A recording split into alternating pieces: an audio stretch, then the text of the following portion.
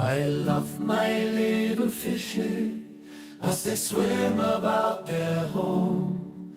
I love my little fishes as they swim about their home. When the sunlight shines upon them and their colors begin to glow, I am drawn into a world where my heart longs to go. I imagine scenes of beauty and feel the warmth of love. I love my little fishes as they swim about their home. I have traveled the world over, but never found a peace that comes from watching my fishes as they swim about their home. My heart is happy and I am content to sit and watch them swim. I will not be alone while these fishies are in my home. When the sunlight shines upon them and their colors begin to glow, I am drawn into a world where my heart longs to go. I imagine scenes of beauty and feel the warmth of love. I love my little fishes as they swim about their home. Hey everybody! Father Fish will be with us soon. Right now he's in a dead zone, but as soon as he gets out of the dead zone, he'll be joining us. He's on his way home from Aquaella. He's driving. And it's quite a drive for him. It's a few hours. So he asked me to fill in for him for show and tell until he gets here. And actually, that's Father Fish now. Hey Father Fish, I'm glad to hear from you. I got you on speaker. Just started the live stream and the song's just now ending, so perfect timing. Okay, so Sunday Fish Fry, no views. It's not coming up yet. Oh, it's up and running. So far, we've got 25 people watching on your stream and 4 people watching on mine. So we're up, we're live, and we already got a bunch of people up ready to come up. Let me. My gosh, how many things you got open in there? All you have to do to get to the stream is just open your YouTube app, go to your channel, and it should be right there. It should be right there, and then just click the link that's pinned to the top. Yep, we got it. Okay, awesome. Okay, I'm looking at it right now. Yeah, it should show just one ad. Once that ad's over, it only shows ads every 30 minutes. Yeah, I'm trying to get the volume on. I'm not getting any volume. Well, welcome Adam Brewster. Squirt. Go to the... Wow, we've got a bunch of people in here tonight. Stephanie. Carrie. Cinnamon Girl. Betta Great Lakes. 3G. We got a full house tonight.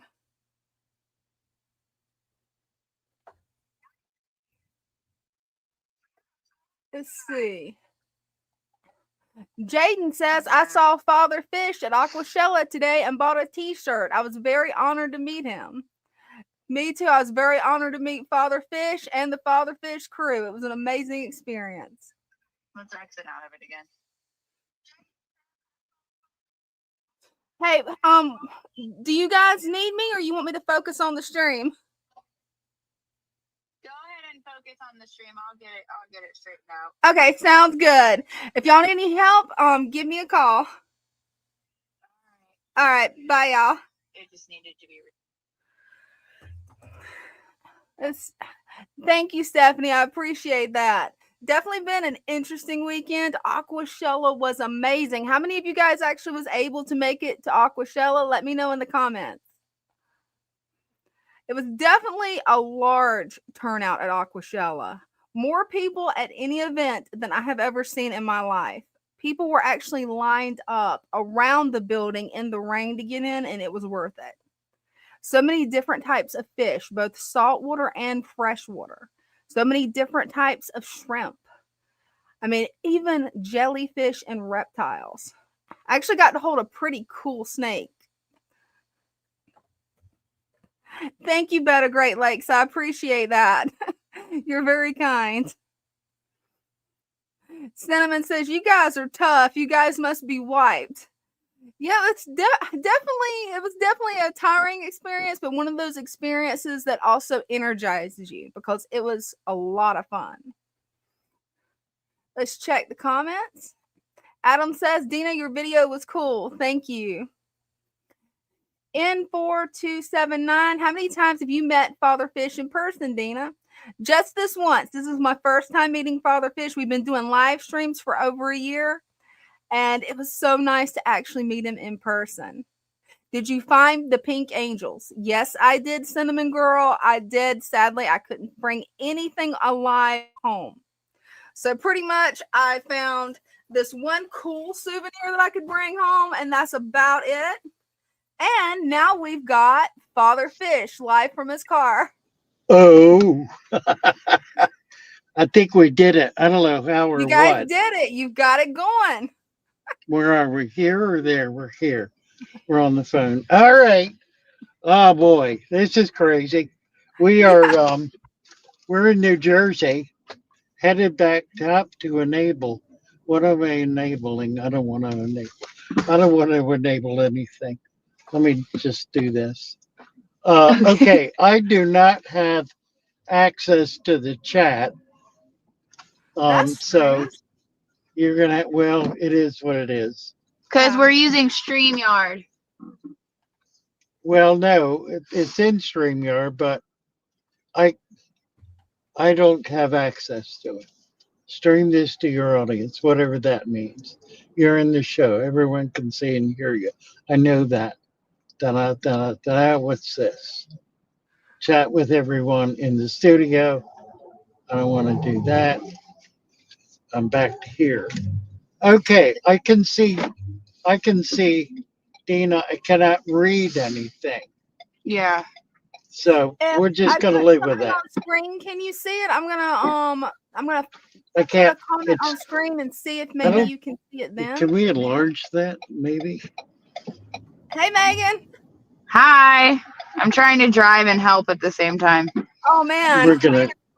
We're gonna all die. Shut up. Here, you're going to have to take that. I'm going to go through this New Jersey turnpike. Oh, good luck. Yeah. I'm in the New Jersey show. roads are a beast in of Everyone can see and themselves. hear you. Which takes up half of my screen. Oh, we lost Father Fish. Well, Jaden says, let's find his first comments. Let's see. Actually, I'm not seeing the first comment. There's been a lot of comments this evening. Oh, we got Father Fish back. There we go. Okay, Welcome so back. the deal is I don't get to touch anything. Yes, Okay. don't touch anything. All right. I'm just gonna talk. All right, we had a great show. It was absolutely amazing. I was overwhelmed. I took my whole crew up with me, so there were 9 of us. Get that, 9 of us. My God, it was overwhelming. One was a guest, so there were 8. We had one person flew in from Texas, Julia, poor Julia. She struggled to make the trip, but she made it. Yes, It she did. was It was so nice to meet her. absolutely a miracle. And we got Amanda here. Megan. Megan. We got we got Megan come flying in from Ohio. She came in for this show, and then of course we had our local crew. The only one who didn't make it was Corey, and Corey had family issues he absolutely had to deal with, which could be really good news. So we're excited to hear how that went. Anyway, so we got there and we got set up, sort of. I mean, it was more than a little hokey, but we set it up. We just took a bunch of tables and chairs and stuff to put on them.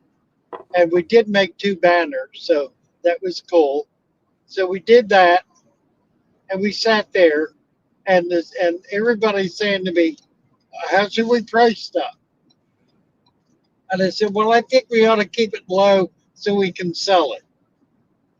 And they were all saying, well, it's going to be a mob scene. We need to jack our prices up so we can maximize our income. And I said, listen, my expectation is we're going to do absolutely nothing. It's going to be flat. We're not going to sell anything. There'll be a few people stop in that'll be excited to see Father Fish and chat with them, and that's going to be about it. And then they opened the doors, and 10,000 people poured into the doors. And within the first hour, we were absolutely slammed. And everybody on staff had decided I was right and nothing was going to happen. And they were so excited about being there, they all scattered to the 4 winds.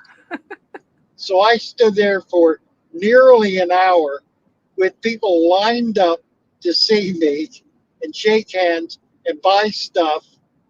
And finally, some of them came back and we began to get it together. Well, it was astounding. It was an amazing experience.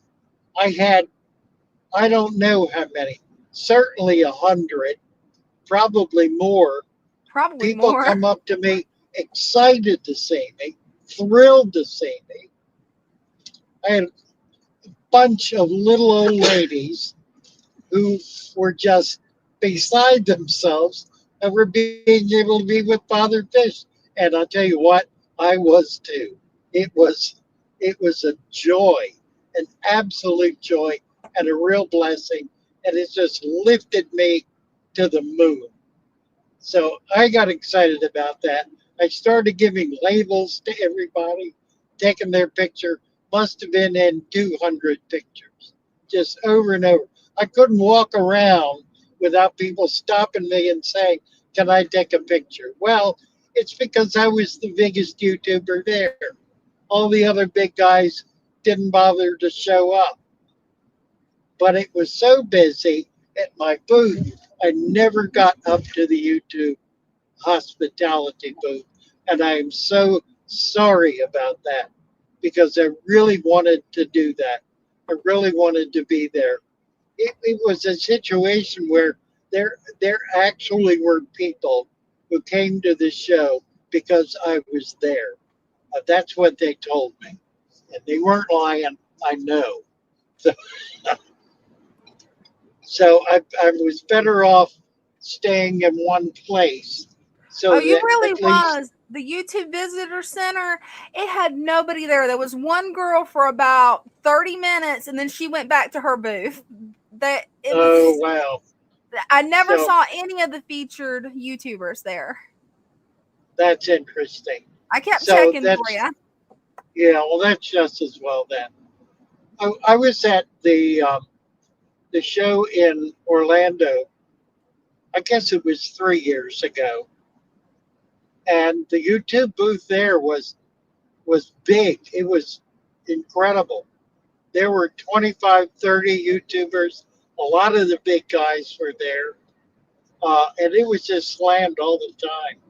It was a great experience. But I think none of us had booths. This time, most of us had booths.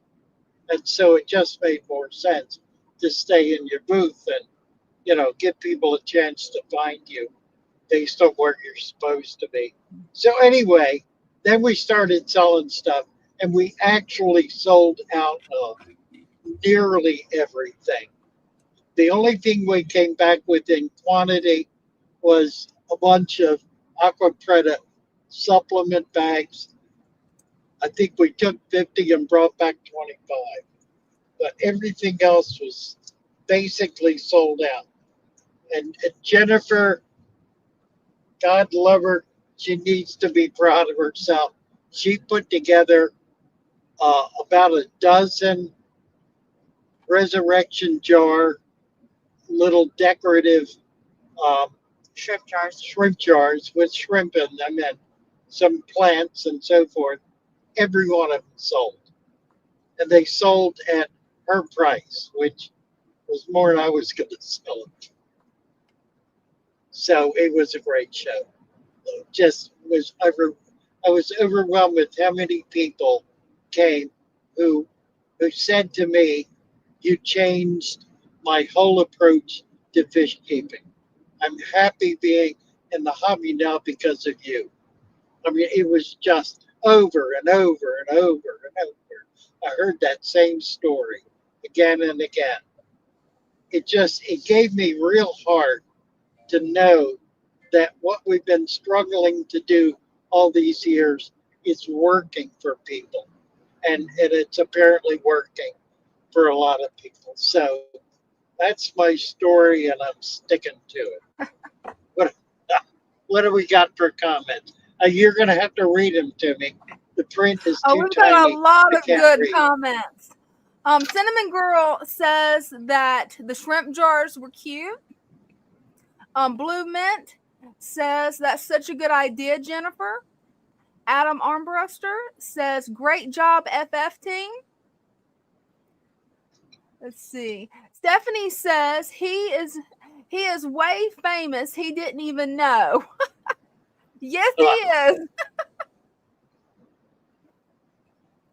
Adam says I knew he'd get slammed there. Really? Well, we really were. Absolutely were. Met a bunch of people I got real excited about. We met a purveyor of driftwood who's going to be dropping off a load of driftwood to us Monday morning. Yeah, tomorrow morning. Met a guy who has access to rock. Is going to help us get access to that. Those are two items we really needed and we're struggling with. So that was a big deal. Just ran into so many people. Justin was there. Justin's aquatic. Dustin, I'm sorry. Dustin was there. Hi. And had a great time with Dustin. We're at the toll booth. There's the toll booth. Yeah, there's a lot of those in New Jersey. It kind of surprised me. We are on the Jersey Pike, New Jersey Turnpike. We're probably 2 hours out. A little less than that. A little less than 2 hours out. So by the time we wrap this up, we'll be almost back to the shop. Heck Yeah, we'll be there at 7:54. It said. Jennifer was probably the most excited of all. She got a beautiful snake that she fell in love with, and she managed to wangle a deal on a bunch of really wonderful koi for the shop. We got at least a dozen extremely high quality 6 to 12-inch koi. So we're thrilled about that. Got a great price for them. So we're going to be able to sell them for a lot less than the $300 each that they're worth. So you might come out and grab yours before they're gone. What else? Golly, everything. Just amazing. Wonderful experience. They threw a party for all of the people who had booths on Saturday night, and it was grand. We were outside, and it rained, and we got under shelter. The food was great. It was fun getting around and meeting people. But the most fun was really at the show. And I was not able to get out much because I had people just lined up to see me. I would sit down for a minute and I was back on my feet. I didn't want to stay seated when somebody wanted to meet me because I wanted to get up and take pictures with them. And we did lots of that. Brenda took a lot of pictures of those. Looks like Father Fish froze. He must be We going made into a they dead asked zone. people to identify themselves. You're breaking up, All Father right, Fish. You still she there? got there.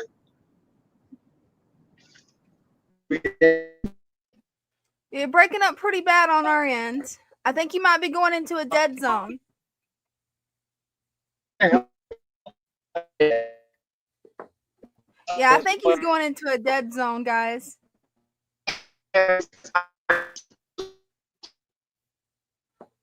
Yep, Christian B goes, uh-oh, dead zone. Yeah, that happens frequently when you're traveling.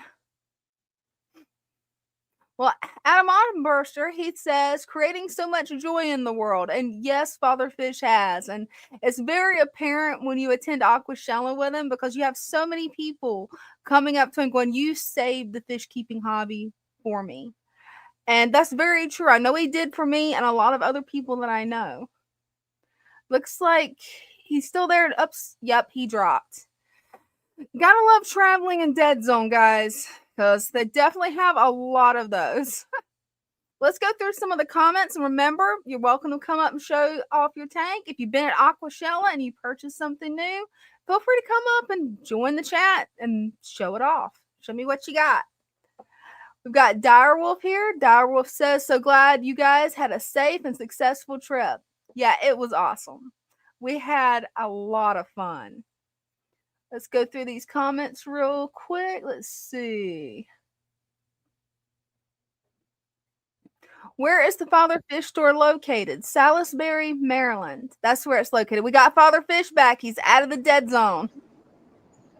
Welcome back. Okay, we're on a bridge out over the ocean. Oh, wow. I'm going to make that full So screen. we have from sea to shining sea here.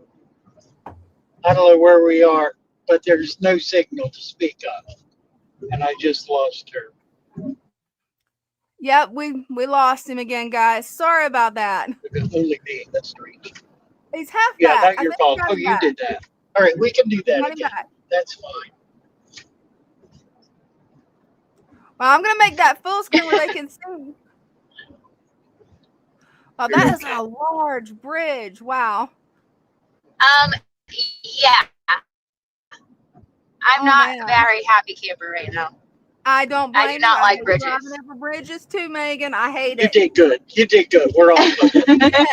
Oh, we've got 2 more to go.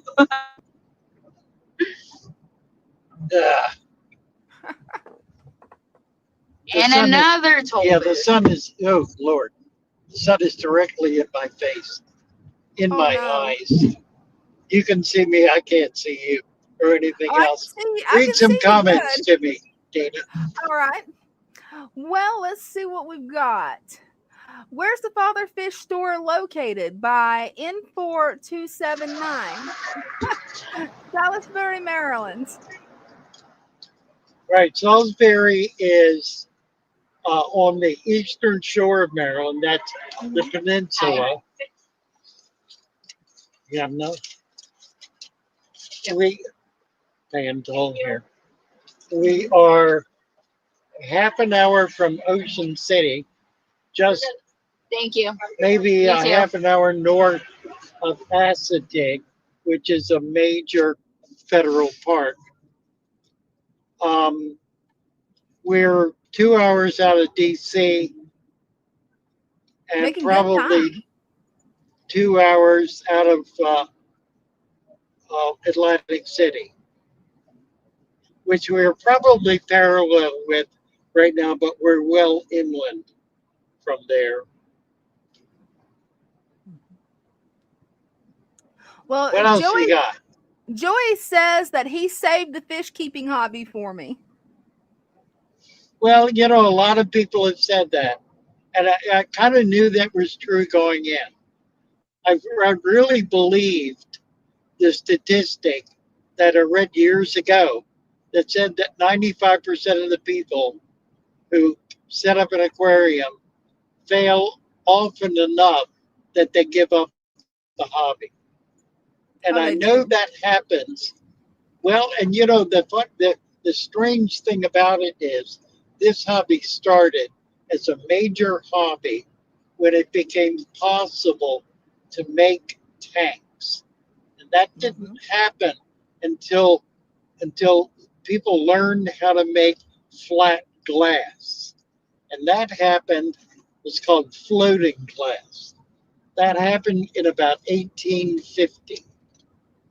Almost instantly, that glass was used to make fish tanks, and there were literally hordes of people in every major city setting up fish tanks. By the 1870s, every major city had a dozen fish clubs and 100 fish stores.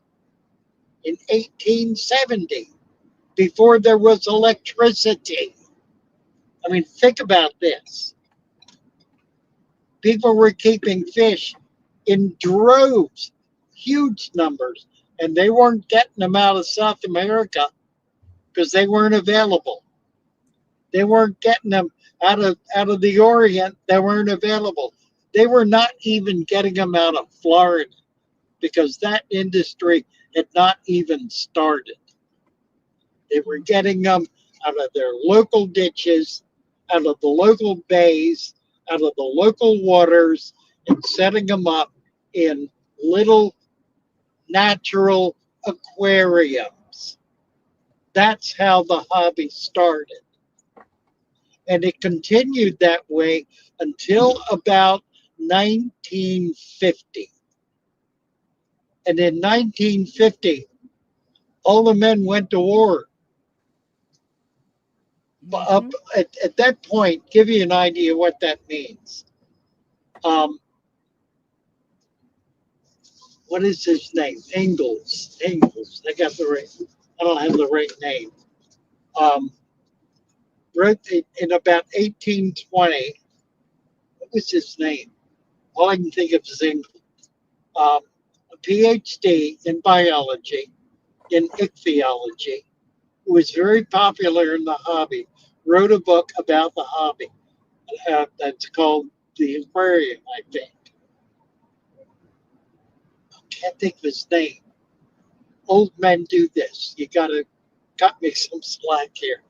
It's the same name as my father, and I can't remember his name. It's just a function of the brain not functioning. Hey, that's no Anyway, problem. he he got approved and built the very first public aquarium that was ever built in the United States, and it was built in Philadelphia Wow. in 1938. In 1940, it was shut down because all the men went to war and there was nobody left to maintain it. And Oh that's no. essentially what happened to the hobby. It never reopened. That's horrible. I saw the building. It was fenced off. You couldn't get into it. I saw it in the 1960s. It was still standing. By the 70s, it was torn down, gone. That's what happened to the hobby. And then came the 50s, and in the 50s, there was a resurgence. Everybody was back from the war. There was a resurgence in the hobby. Got again, got excited about it. I was in Baltimore at the time. That by then, some farmers had started farming in Florida.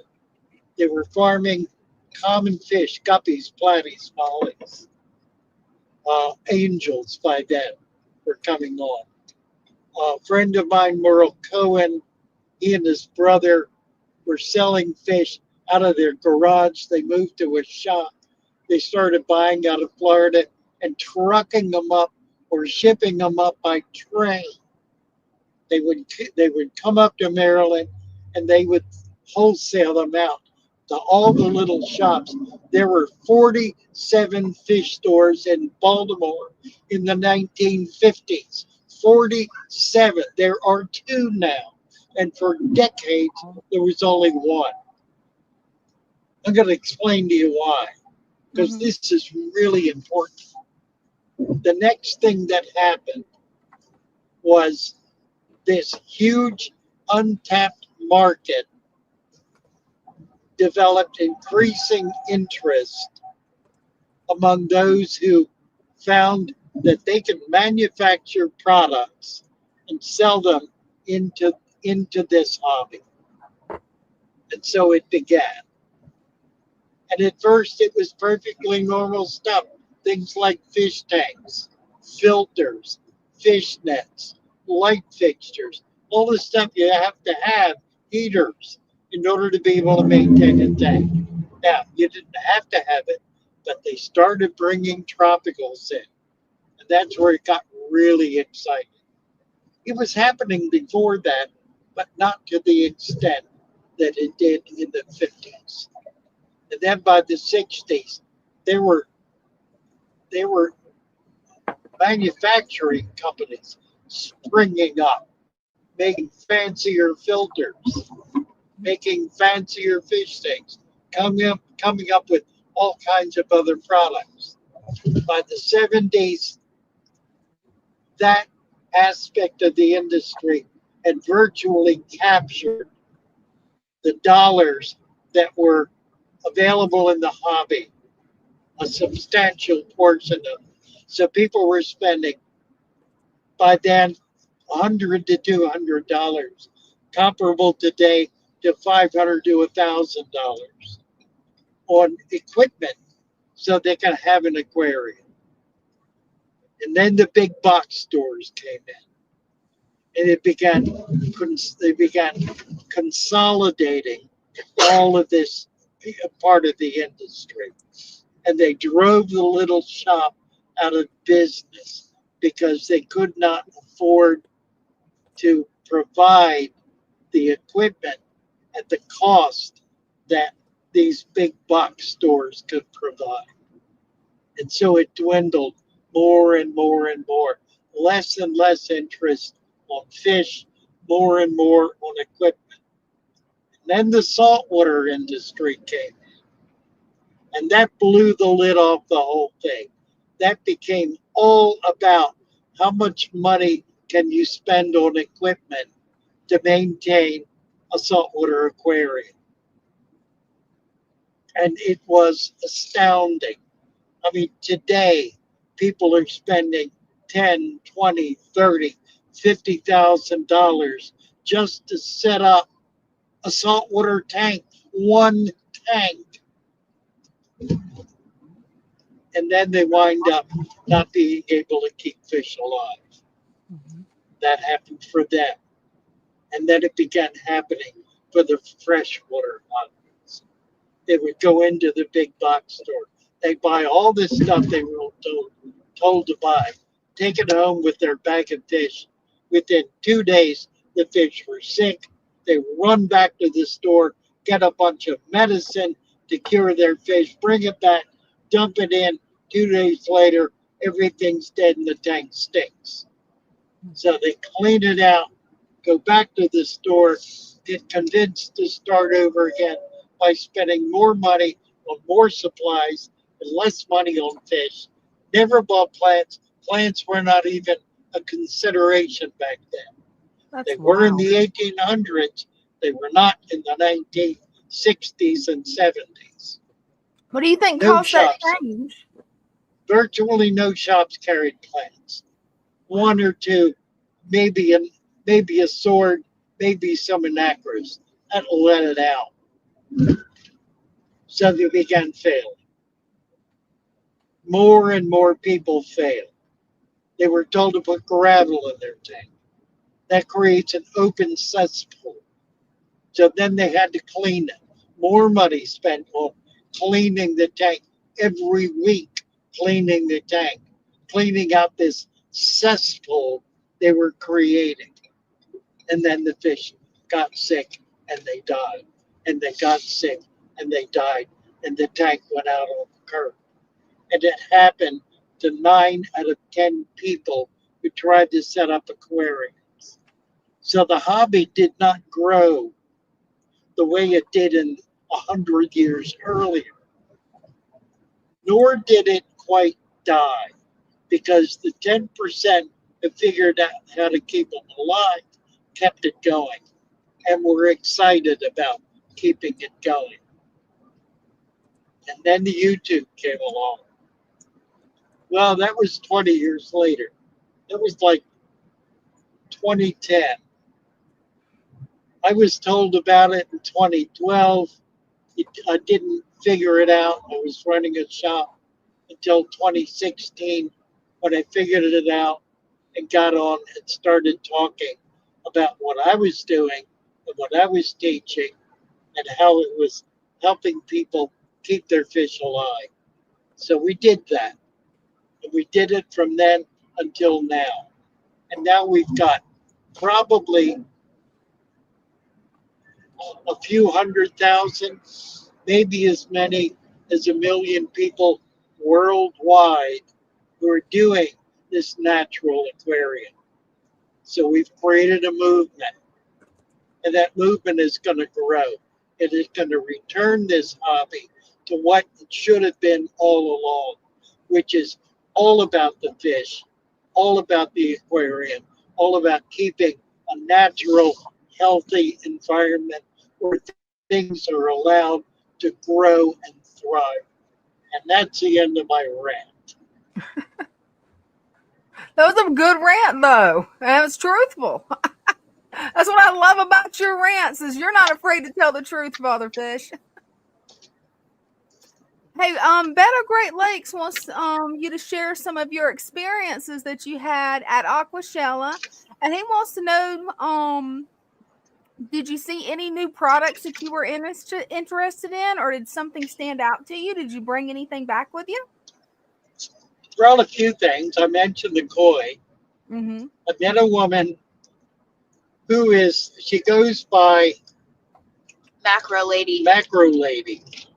Oh, she's She awesome. specializes in macroalgae, which is a saltwater plant. It's a form of algae that grows like a regular plant. Like It looks seaweed. like a regular plant. Like seaweed. It looks Yeah, like it's seaweed. like it's seaweed essentially. Different kinds of seaweed, and there are many, many, many different kinds, and they're very colorful. They're very decorative. Some of them, they're just all sorts of shapes and colors. You're going to want to show them this. And she's doing that. We're coming over another bridge here. Here, let me get over. I'm gonna make you full screen where they can see it really well. All right, coming up. There's the bridge. Whoa, that's a high bridge. There's another bridge over there. Megan, all I can say is respect, girl. Wow. We can't see over the edge yet. There we go. That's a canal. That's a canal, right? That's a shipping canal. That's a bunch of bird cages over there with little birds living in all of them.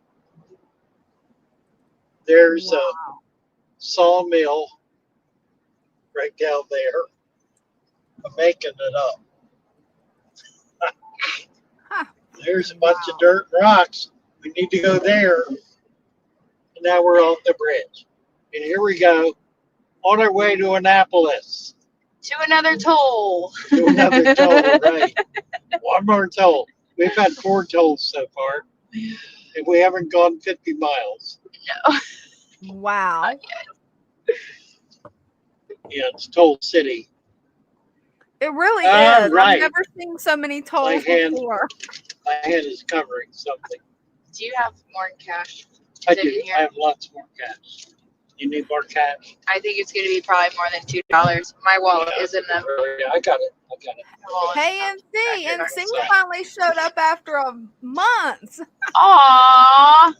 He's actually in the chat. Oh, did he? Nice to see him again. Oh, hey, NC. Happy to see you, buddy. We've been missing you. But we've been hearing you've been out dancing around, making friends, and selling lots of fish, I expect. So we're very proud of you, buddy. And proud to have been at your beginning. Definitely. Same here. You know, that's one of the things that's been really fun is so many people we've been able to get started on their hobby and started on building a little business. And they're just excited, moving forward, and thriving. Can I give you 20? There's the whatever. Oh, that's me. There, we're, we're paying our toll. Thank you. There's the You toll lady. too. All right, Terry so here's Lancaster where we're going. wants to know, We're is going there to a that video? water tower right there. We're going to turn the goldfish loose in the water tower, and That'd be fun. then we're going to run. Right? You guys get into trouble without me. I'll help. Really? Carrie Oh Lancaster glory! Let's wants see. to I need know, to plug. I need to plug this. Oh, I got the wrong one plugged in. Let me plug this. I got to plug my phone in. Bear okay. with me here a second. It'll probably do something weird. All right. Allow access. Yeah, why not? Okay, we're back. I'm in the Welcome show. back. Carrie Lancaster wants to know, Father Fish, do you have a video on how to take clippings from plants in an aquarium to replant? I believe you do. I believe you have several, don't you? A video on what? I missed that. Propagation. Yes. On propagating plants. Mm-hmm. Well, do I have a video on propagating plants? Yep. Actually, no. And it's a really good point because my system of propagation up to this point has been to stick plants in a tank, and when they grow, pull some of them out, sell them, or set up another tank with them. That's been propagation. But now we're doing something very different from that. Now we have an actual propagation farm going where we are, in fact, farming things like mosses and buces and ferns and all of those kinds of things in trays, in soil trays that are kept at 100 degrees. 100. They're kept at, what am I trying to say? At full humidity, 100% humidity. So they're being grown not in water, but out of water, but in a very wet environment, which allows them to grow faster.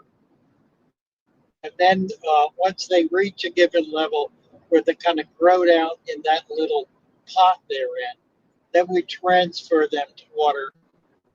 They can establish and continue.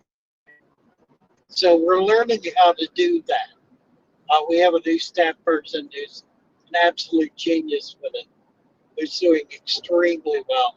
And we're very proud of Bryce for what he's been able to do so far. And I'm sure what Bryce is it's doing an producing awesome job. because it's giving us marketable product. So we can sell some of this stuff pretty cheaply because we've grown it ourselves. Things would cost $15, $20, $30. We can sell for $5 to $10. So it's pretty nice.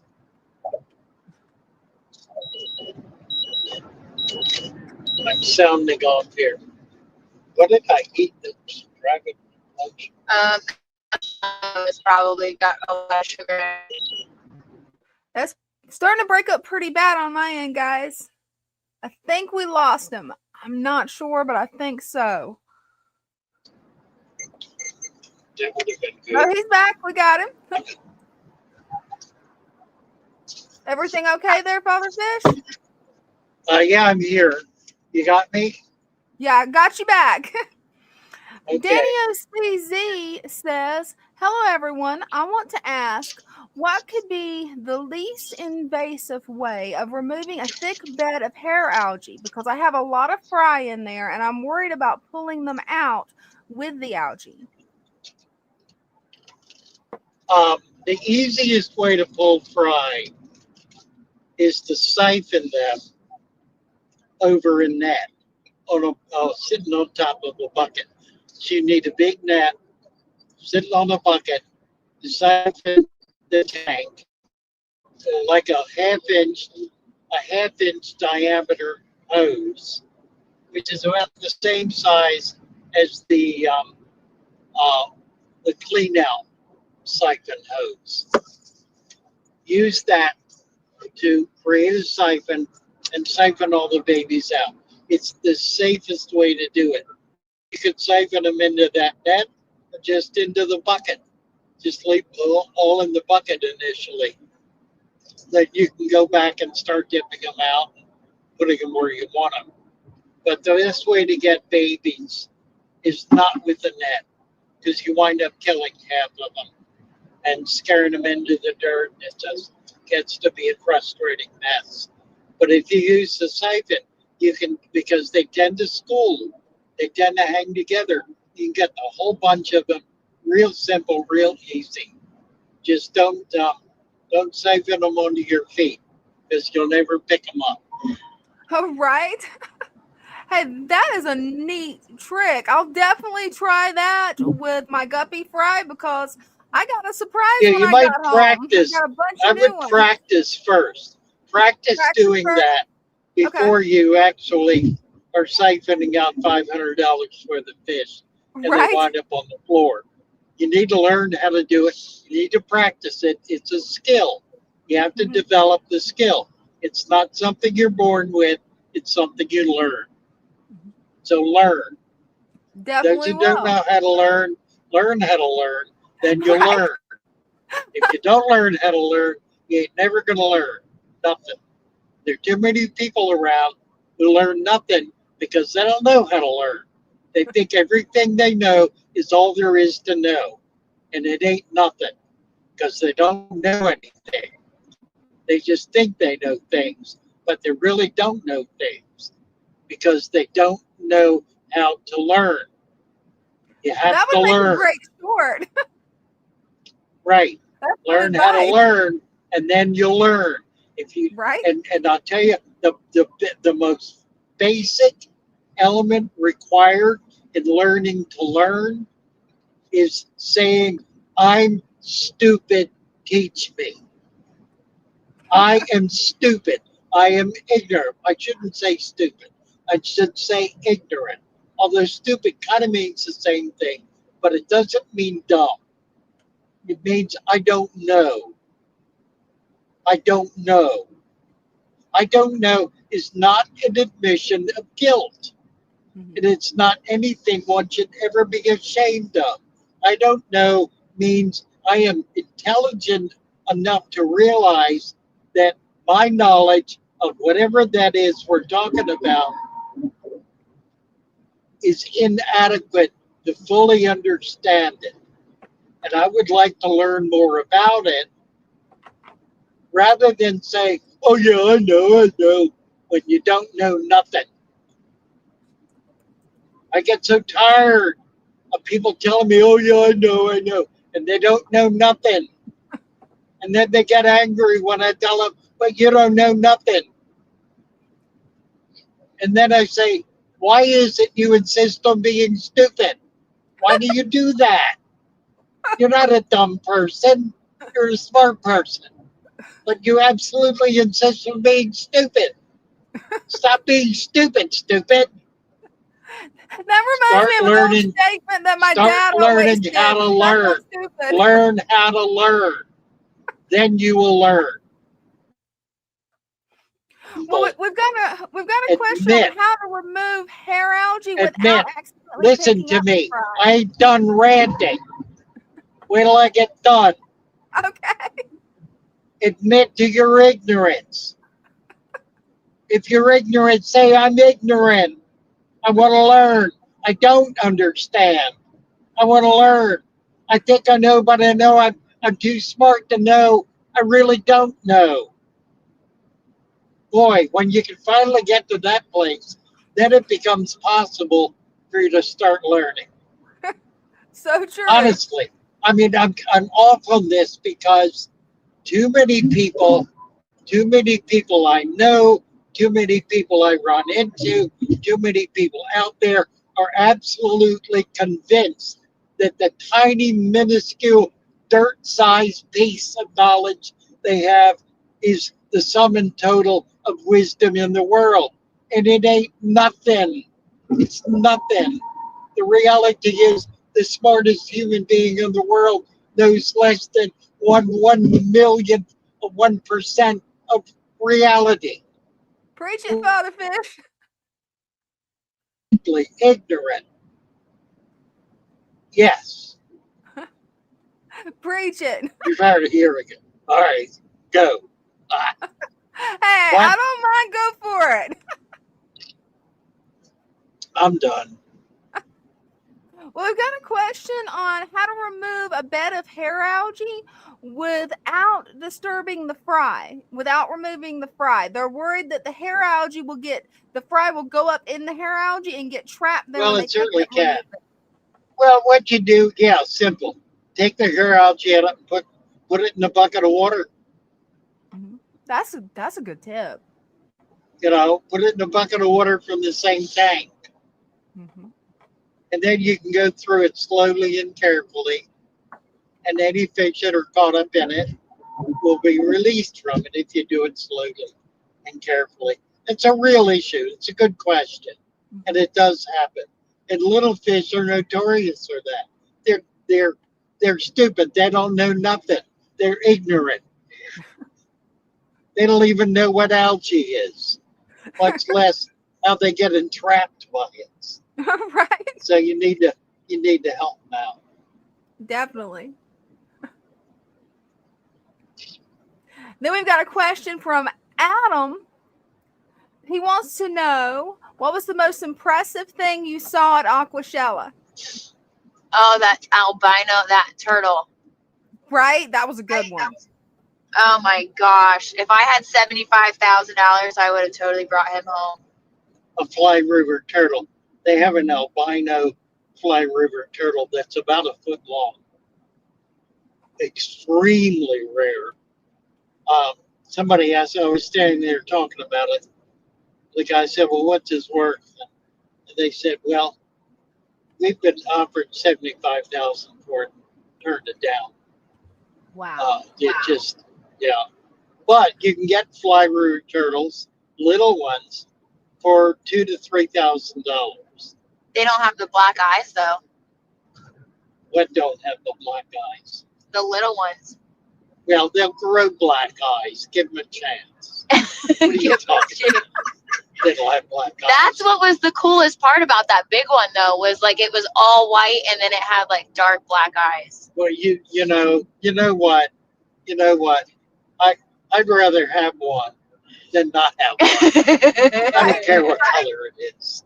And I'm going to have one before my days are done. The fly river turtle is the only freshwater tortoise. Oh no, freshwater. What do they call it? Water turtle? It's aquatic turtle. Yeah, that's It the has fully red aquatic feet. fish, right? Yeah, they got webbed feet. They do not go on land. They never come out of the water except to lay their eggs. So the boys come out. The girls come out. The boys don't. Boys never come out on land. Only the girls do when they're ready to lay their eggs. That is wild. Neat fish. They have a pig nose head, Yes. which is kind of cool. So But that's like all aquatic turtles have that. It's so they can reach just the tip of their nose out of water to get to breathe and not expose their entire head. show that to him. There he is. There he is. Oh, maybe Very make it cool. closer. Yeah, you're froze on my end. You still there? I think they went through another dead zone, guys. Hopefully, Father Fish will be back soon.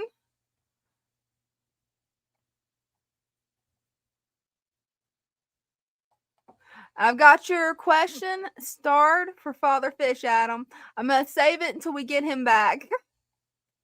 We definitely got a lot of people in here tonight. Wow. So far, we've got 50 watching. And Stephanie, welcome to being a Barracuda. That's awesome.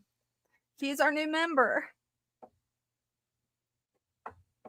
Yeah, Aquashella was definitely an amazing experience. If you've never been to Aquashella, I highly recommend it. It's amazing. Even if you have social anxiety, you'll move past it really quickly there because the fish tribe will get you out of it. Let's see here. Let's look through the comments. Doompie said, "What's happening?" Well, Father Fish is on his way back to the shop, but he's in a dead zone. Hey, he's out of the dead zone. We got him. Doompie asked, "What's happening?" And Stephanie's a new member. She's now a Barracuda. Welcome, Stephanie. Nice to have you with us. And we've got a question from Adam. Adam Umbruster asked, what about all the product chemical sellers? Did they have any comments for you? Hey, what? He wants to know about the chemical sellers, those that are into more chemical fish keeping, the natural, like Fritz and stuff. Yeah. Did they have any comments for you? No. They don't talk to me. I do not exist in their world. That's sad. No, really. I didn't even have any of them come up to me either.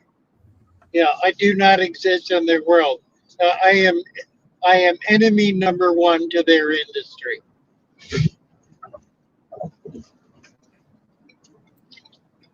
The next question that Adam Umbruster asked, are there more chemicals for sale now than before you started the natural tank revolution? Absolutely.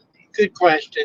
I'm sure there are, because it's a constant churning of new and better ways to market stuff. It's all about marketing. It's all marketing strategy. They don't find a need and meet the need. That's not the way it works. They find a process or a chemical or a device or something, and then they publicize it as something you need. Mm-hmm. So they don't create a solution to needs. They create a need for a product. Right. And that's how things have gotten to where they are, because we're buying products we don't need that serve no legitimate function in an aquarium.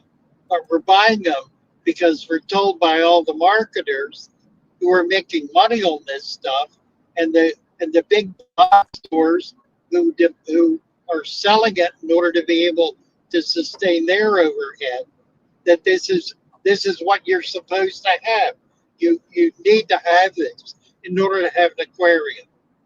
And the reality is you need nothing that anyone sells. You can go down the local garbage dump or your own trash can and get a gallon jug out of it and cut the top off of it, go out to a ditch, put some dirt in it, catch a few little fish, stick them in there, and you've got an aquarium that's keeping fish alive, and that will do a better job of keeping them alive than this fancy $500 system you just bought from a big box store. Mm-hmm. I don't want to mention names. I will. But that's the bottom line. No, there absolutely are more products, more chemicals, more devices today than there were last year, 5 years, 10 years, 20 years ago. And they're more worthless than those that existed 20 years ago were worthless. All of them are worthless. There are things I really like. I like heaters. I like decent quality heaters that don't crap out and that actually perform. I like fish tanks. I like fish tanks that are made solid, that don't break, that have the right thickness of glass in them, that actually will hold water. I like light fixtures. LED is an absolute godsend to the hobby. It provides cheap light, maximum light, and it's you can light an entire 50-gallon tank for about $20, more than adequately. I like fish nets, but I don't like little tiny nets. I like great big nets because You like the big monster nets, net, I do, because they don't scare the fish. right? You don't chase them around like some kind of predator trying to snag them to eat. Mm-hmm. I mean, and that's what you make them feel like. You should not be the predator of your fish. And if you're using a little net, that's exactly what you're doing. You're being a predator, preying on your fish, scaring them out of their fishy brains, Mm-hmm. trying to escape from you. Big nets, they don't escape from. You trap them, you tap on the glass, they go to the back of the net, and you pull it up. No fuss, no muss, not ripping up anything, not making the nets. Very simple, very slow, and enormously effective. I like those. There are a lot of things I like, and there are a lot of things I won't have anywhere near my system because I don't need them.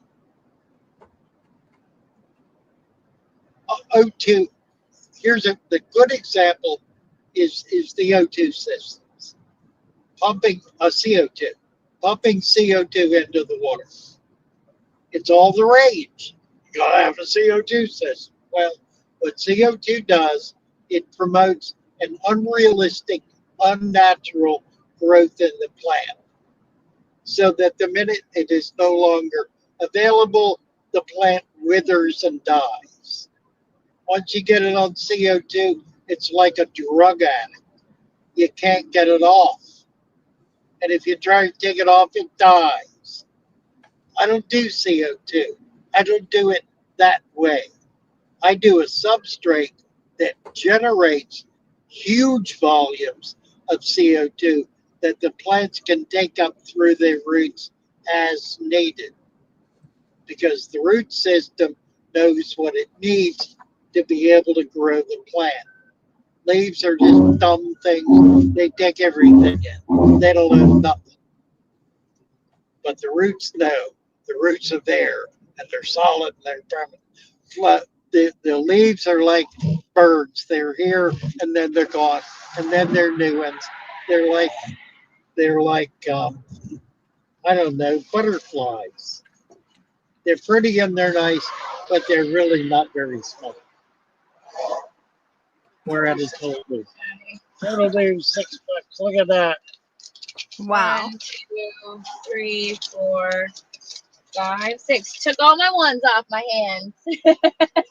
All right. Where are we? Thank you. You too. Where are we? No idea where we are. You guys still We're in New about Jersey? to be an hour away. We're an hour Oh, away. cool. What time is it? 6:45. Mhm. Whoa, we might get there. That You would might. be amazing. We might. I don't think so, but we'll see. Don't say that. We'll see. Hey, I've shaved 13 minutes off of our time. Thank you very much. How did you do that? Exactly? Don't worry about it. I see.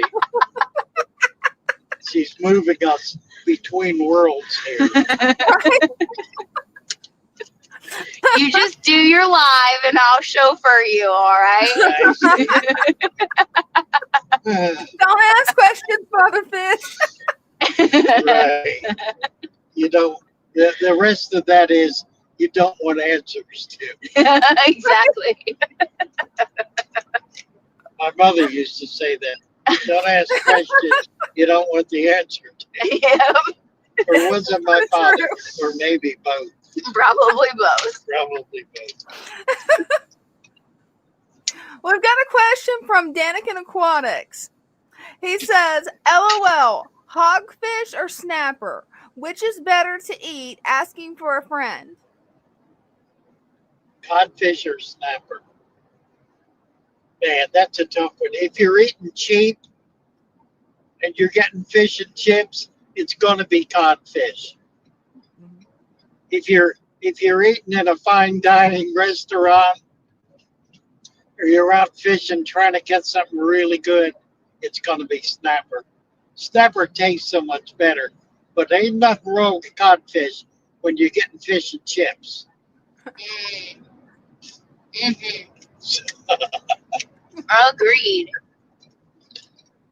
Then we got a Hey, question Danny, from, nice to hear from you, Danny. Kenny, I'm sorry. I mix up Danny and Kenny all the time. Kenny, I know Kenny, right? Nice to hear from you, Kenny. I we've got need a to come out. LA, here, let me say something Okay. that Kenny would be interested in. Aquashella in Los Angeles last month, I think. The last one they had 50,000 people. Whoa. 50,000 people. The That's one a we lot. just had, the Aquashella, probably had 10,000. That would be my guess. It was a relatively small venue, probably no more than 20,000 square feet. Not really a big venue, but a mob of people. And it was great fun. I think I want to do the big boy. I want to get out and do LA. I want to do a big Aquashella, but I want to be ready for it Oh, because I wasn't definitely. ready for this. Yeah, I was surprised at the turnout. It was a really nice turnout. Yeah, and even Sunday, I really didn't expect much until the general admission. They have 3 levels of admission: VIP, what's the middle one? Early entry. Early entry, and then open, whatever GA. it is, General admission. general admission. And by the time general admission rolled around at about 1 in the afternoon, we were slammed, even on Sunday. Monday, the VIP crowd was so big that we were slammed by an hour after it opened. Opened at 10 by 11. We were slammed solid. That's awesome. So it was pretty exciting. Even in Orlando, I didn't see that. I mean, these shows have become something else. They really become institutionalized. Mhm. Don't say it like that. Well, they have. Well, no, I'll tell you what. Here's the thing. I was talking to some people at the end of it who are part of corporate. Well, they're not corporate. They're they're they're on-site management people. They've been talking to corporate, and corporate's very upset because the big suppliers, the big manufacturers did not show up, and so they considered it a loss.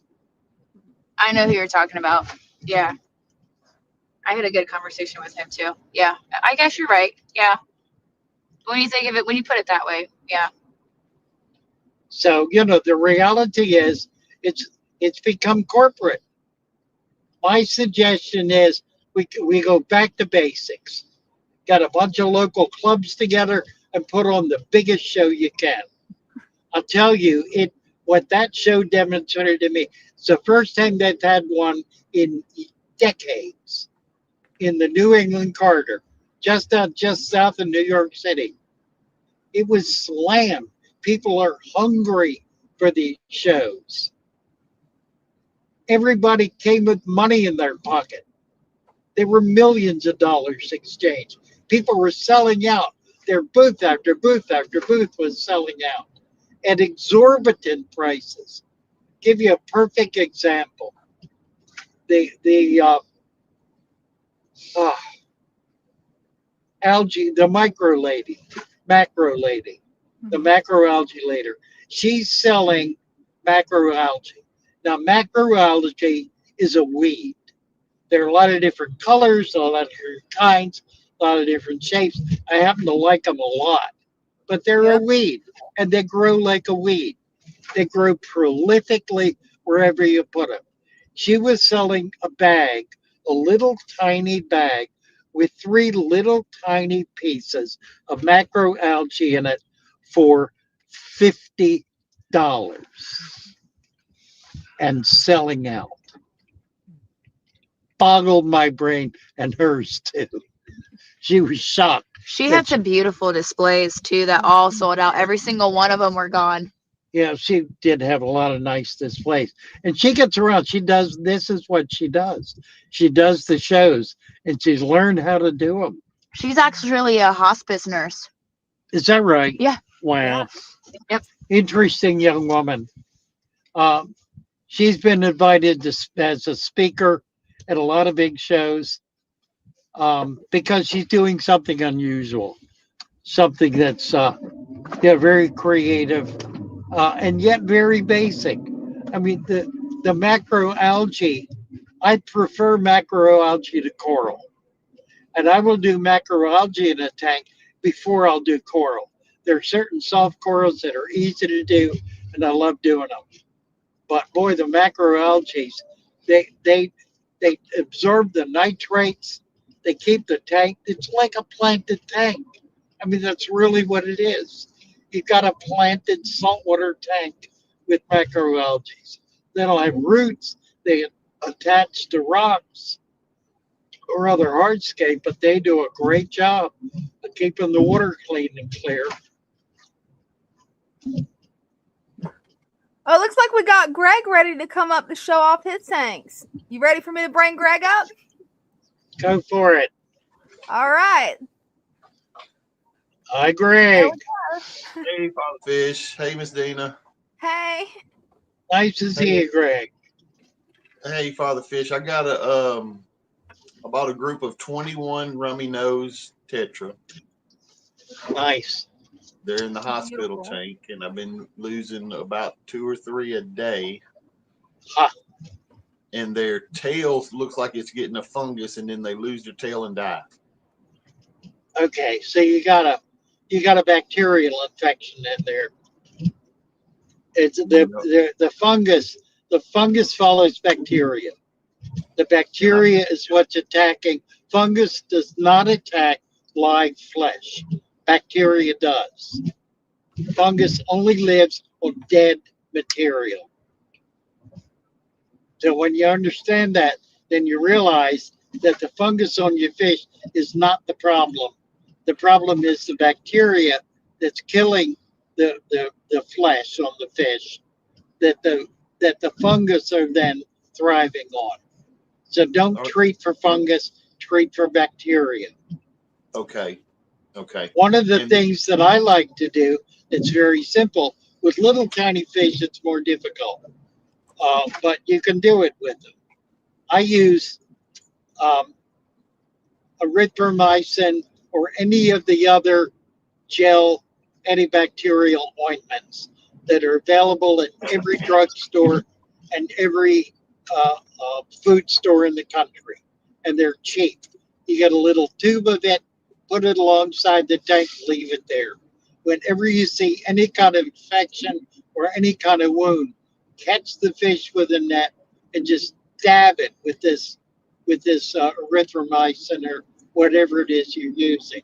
It will kill the bacteria and it'll provide enough protection of that wounded area to prevent additional bacteria from invading that wound. It takes then a few hours for the fish to provide enough mucus to cover that up. It happens when the mucus is disturbed. The bacteria can do that, and they'll do it especially on fins, because fins don't get any kind of blood flow. That's why they don't regenerate. They can heal, but it's a very slow process. When they get attacked by bacteria, you have to stop the bacteria. and you do it topically. You don't do it by putting some kind of antibacterial stuff in the water that doesn't work. All that does is kill the tank, which creates more bacteria. So you want to treat the fish directly, treat it topically, and you'll be amazed how effectively that works. Okay, it's my understanding, this is the first time I've ever had rummy nose. It's my understanding that they're generally a pretty frail fish. I would And not say so. No more I mean, so than any other tetra. okay, I thought they were really highly susceptible to stress. No, I don't think so. I don't think so. I've had a lot of them, I was and noticing I that, don't lose them. well, normally they say a good indicator is the real bright red nose, and the ones that are here that are left, they certainly have a super bright red nose. And Indicator of what? well, I don't know. They say that they're like the canary in the coal mine. If your water quality is bad, a lot of times that they don't have that bright red nose. Have you ever heard that? No. I mean, I've it heard sounds that. like something somebody made up. I don't doubt it. You I know, mean, and like that, this is the first time I've ever had these. I bought these to put in with my Altum Angels, and started with I 21. see. I started with 21, and I'm down to 11. Well, thank God you didn't throw them in. Oh yeah, no, I Because wouldn't ever. you'd have had a problem with the Ultims then. Yeah. Try that treatment, see if it works. You know, there's another issue, and that is sometimes you get something that is such a scourge that the only way to get rid of it is to pull every fish out that's got even a hint of it until you've got whatever is left that's untouched by whatever it is. You know, there are diseases like that, bacterial infections that are so viral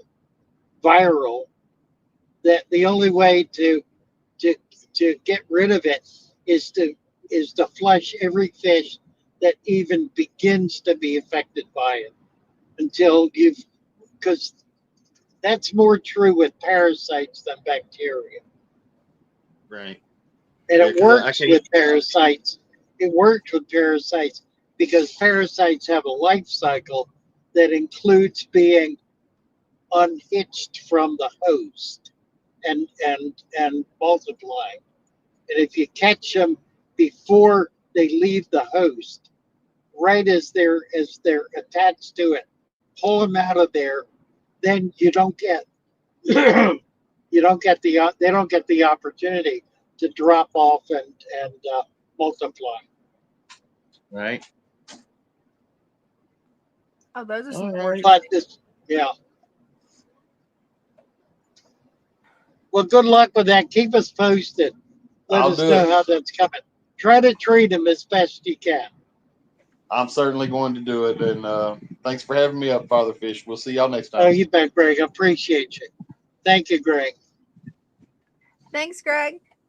And looks like now we've actually got NC waiting to come up. My. Well, hello, NC. Happy to see you. How in the world are you? Well. Well. Yes. First things, I gotta ask, Dina, how are your guppies? Actually, they're doing great. Doing good? Oh, yeah. All right. Good to Already hear. had one that had babies. So, Sick. yeah. Sick. Okay, I got a lot of explaining to do before I get started. So long story short, I have just been busy. The end. Just been occupied with everything.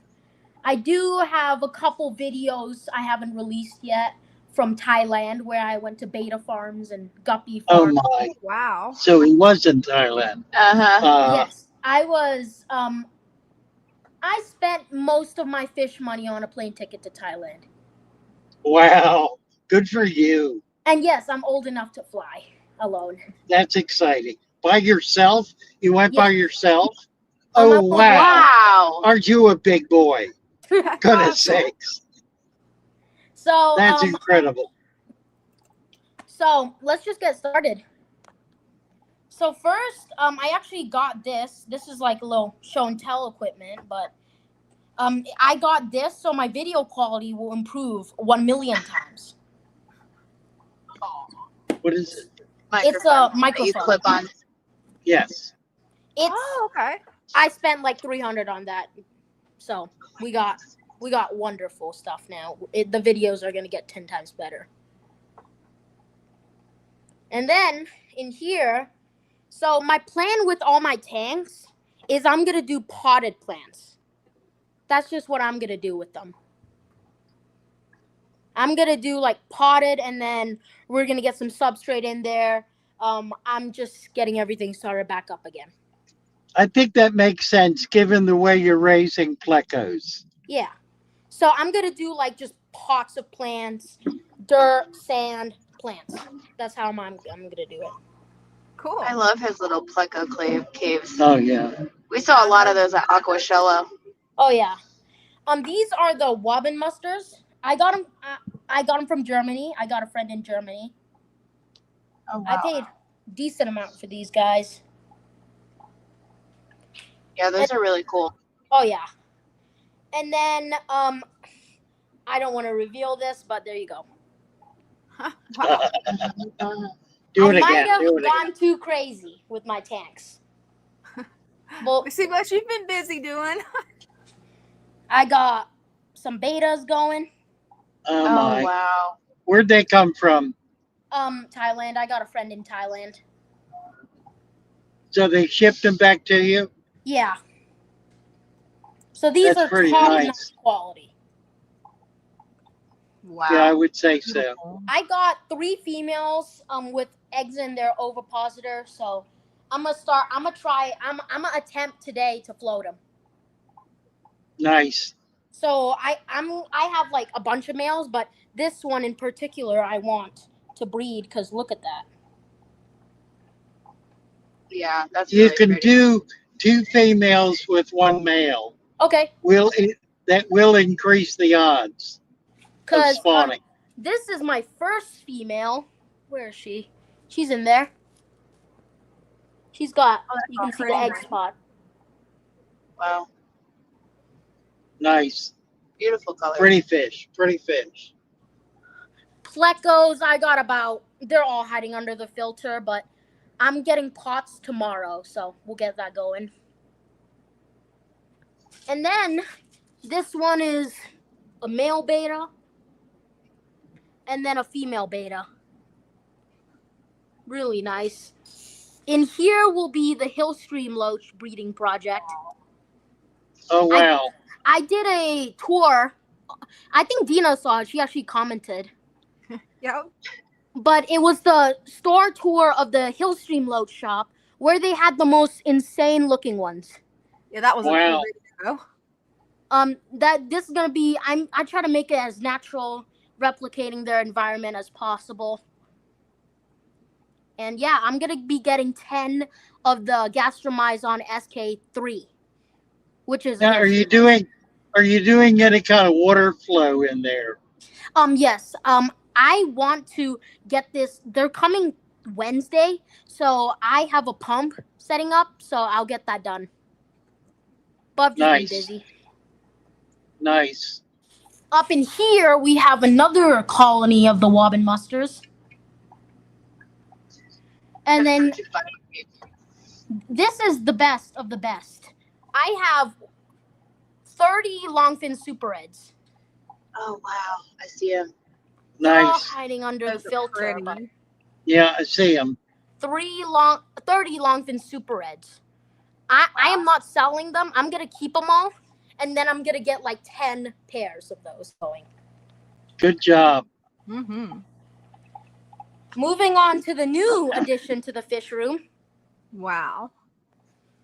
I'm hatching brine shrimp. I'm doing micro worms, black worms, everything. I don't feed them pellet food anymore. Throw that out of the door. Jesus. Wow. Good for you. Beta. Another beta. You got some beautiful betas. Oh, yeah. Yes, he does. Another one. And these are actually an endangered species. They're the Zoogoneticus tequilas. Ooh. Goodied. The goody eye, yeah. I have this in my grow out tank. I'll show you the breeding colony in a second. Here's another beta. Here's the breeding colony, and you can see how nice the males get when they're matured. I got beta, and my Wobbin Muster fry grow out.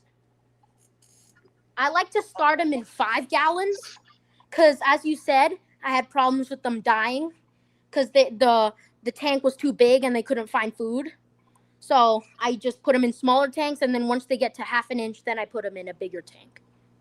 And that's how I've been doing them for a while. You can see a couple of the Wobbins in there. Nice. Well, yeah, I heard, was it your birthday, Father Fish? Well, it's coming up the 14th. Okay, so I'll come up and say hi if there was a stream on that day. I'll give you a call and wish you Yeah, the we'll best. do a stream on that day for Oh, yeah. sure. Lovely. I think it's a Sunday, actually. Okay, fair enough. And my air system Yeah. is 2 mother pumps. That.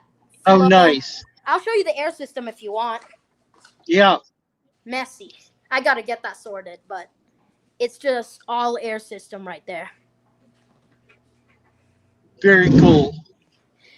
But yeah, I've been busy, and I do apologize for, disappearing without any type of goodbye or stuff. But I'm back now, and I'll get everything going. Well, you were missed. A lot of people ask about you. Well, I That's need a to good- get some more plants, so I'll probably get on today on the Shopify store and just get like a buttload ton of plants because I do need Okay. plants. Well, I'm perfectly willing to trade with you.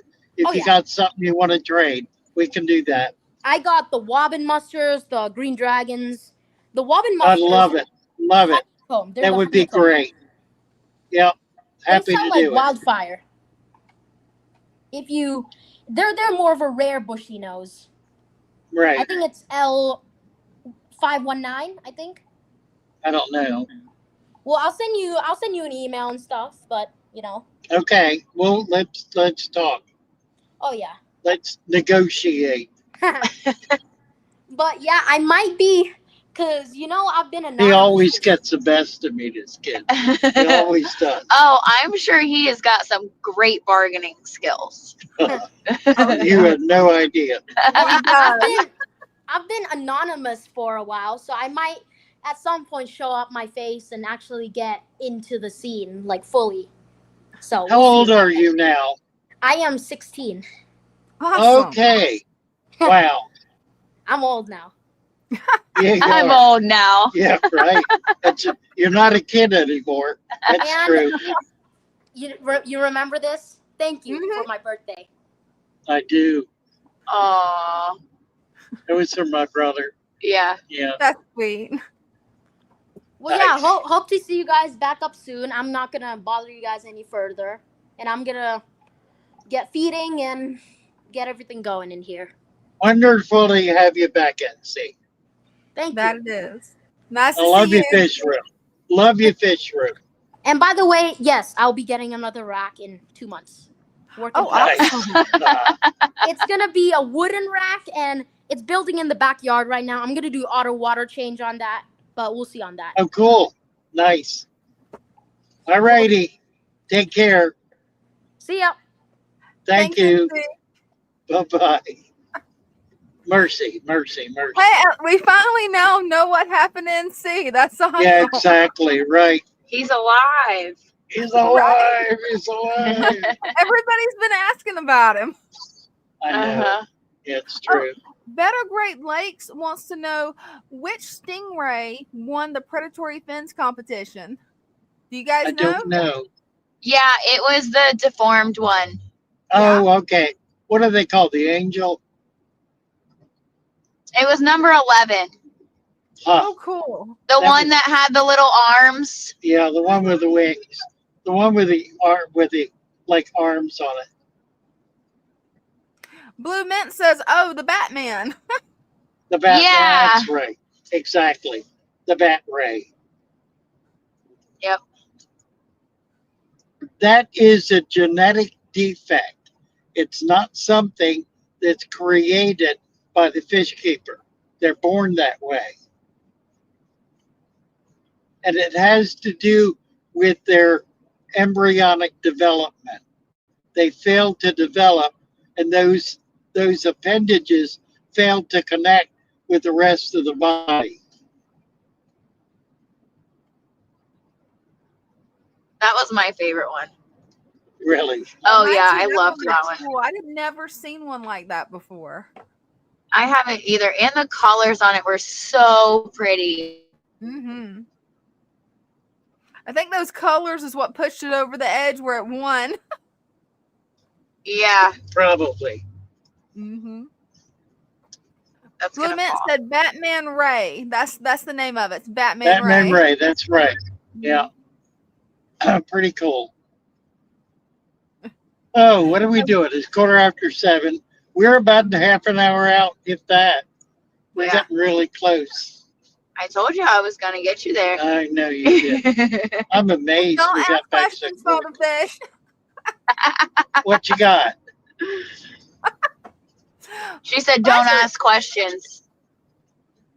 Right. But we do have a question.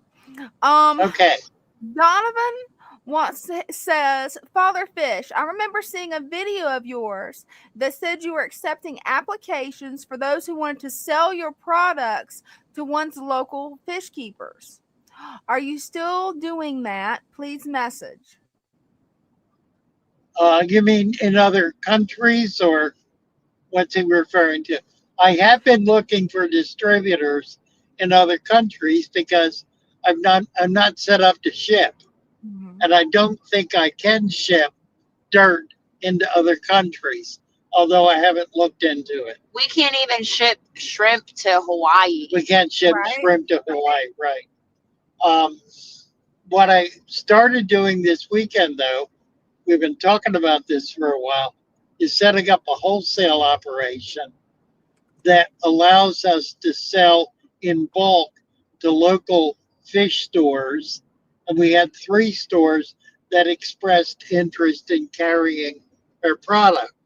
So, in order to do that, we need to put together some pretty good graphics that explain to people what it is and how to use it. And then we have to come up with a price line for it that we can sell without losing money on the deal. Mm-hmm. So we want to do that. We're going to do it. We just are at the early stages of kind of working through the details of what's going to be required to do that. But the idea is to get our Aqua Preta and Terra Preta and probably Nutra Preta into local stores. Go. We've also got a question from Doom Pie. Doom Pie wants to know, how is the battery doing on your phone? It's plugged in. I've got it plugged in, so we're good.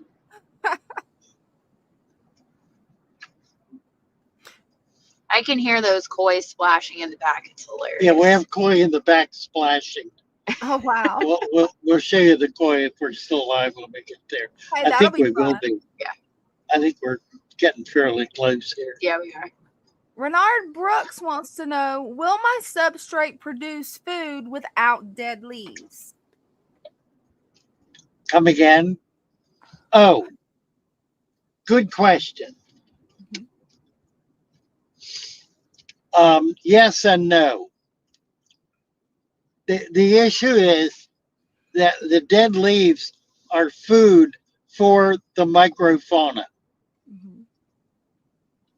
as is any other waste matter like the leaves from plants, the poop from the fish, the detritus. All of that is food for microfauna. The benefit of the leaves is that it builds a base that allows these microfauna to live and thrive without being gobbled up by the fish. So if you have a half an inch of leaf mulch, you're going to have a much stronger population of microfauna than they would if you had just one or two or three leaves. The other benefit is that it allows the eggs from fish like tetras to fall down into that.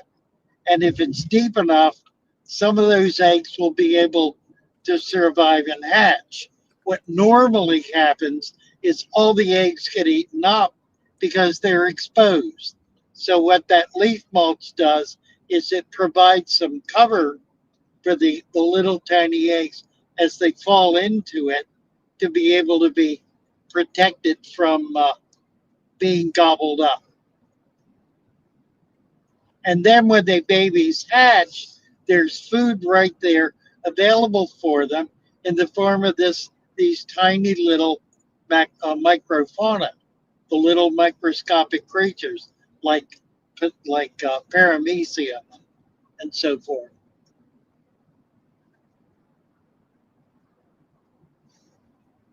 Are you there? Yeah, it froze on my end for a second. Okay. That's Are all you the back? That's all the questions we've got for right now. Actually, somebody just asked a question. Let's see. Let me get this question up. How bad are the tiny loaches? How bad are the tiny leeches for your tank? And will it ever be food for fish? Yes. All fish 1 inch and bigger eat leeches. It's a natural food. The only way leeches survive is by hiding. Most leeches feed on waste and like bacteria. They feed on very tiny stuff. There's only one species of leech that actually attaches to fish and sucks the juices from them, but it never kills them. It drops off long before that because it doesn't require very much to be ready to spawn.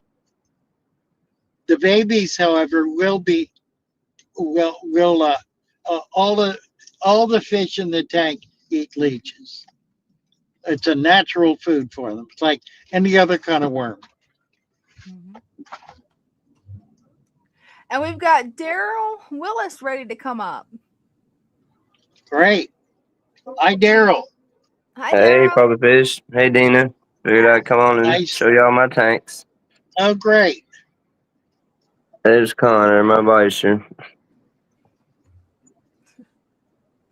She's hanging out Right. near the front tonight. Nice. Yeah, this tank's doing good though. It needs a lot more Great. plants still, but Yeah, little light on plants. she left a few goldfish in here. It's her food for the weekend. Who's in there? Just Connor, the Bisher here. That's a nice one. Nice. Yeah. But yeah, that tank's looking good. I'll take you in here and show you the other one. What's up, boy?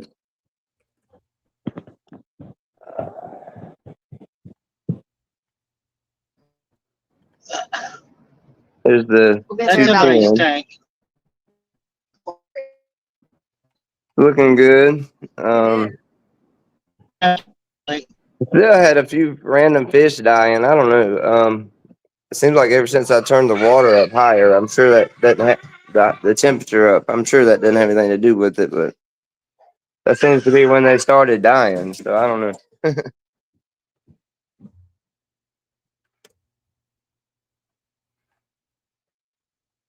We lost Father Fish. He's coming back now.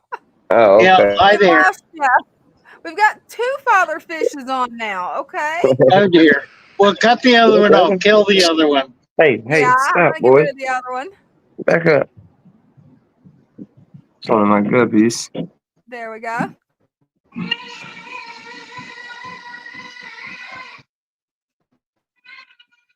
Yeah, I put a little frog in here, a little African dwarf frog. I haven't seen him very much, but he's in here.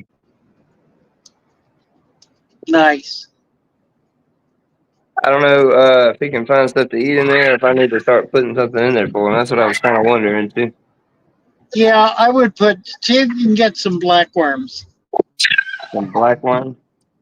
Yeah, if you can get them, or any kind of native culture will work. Black worms will be great if you can get them.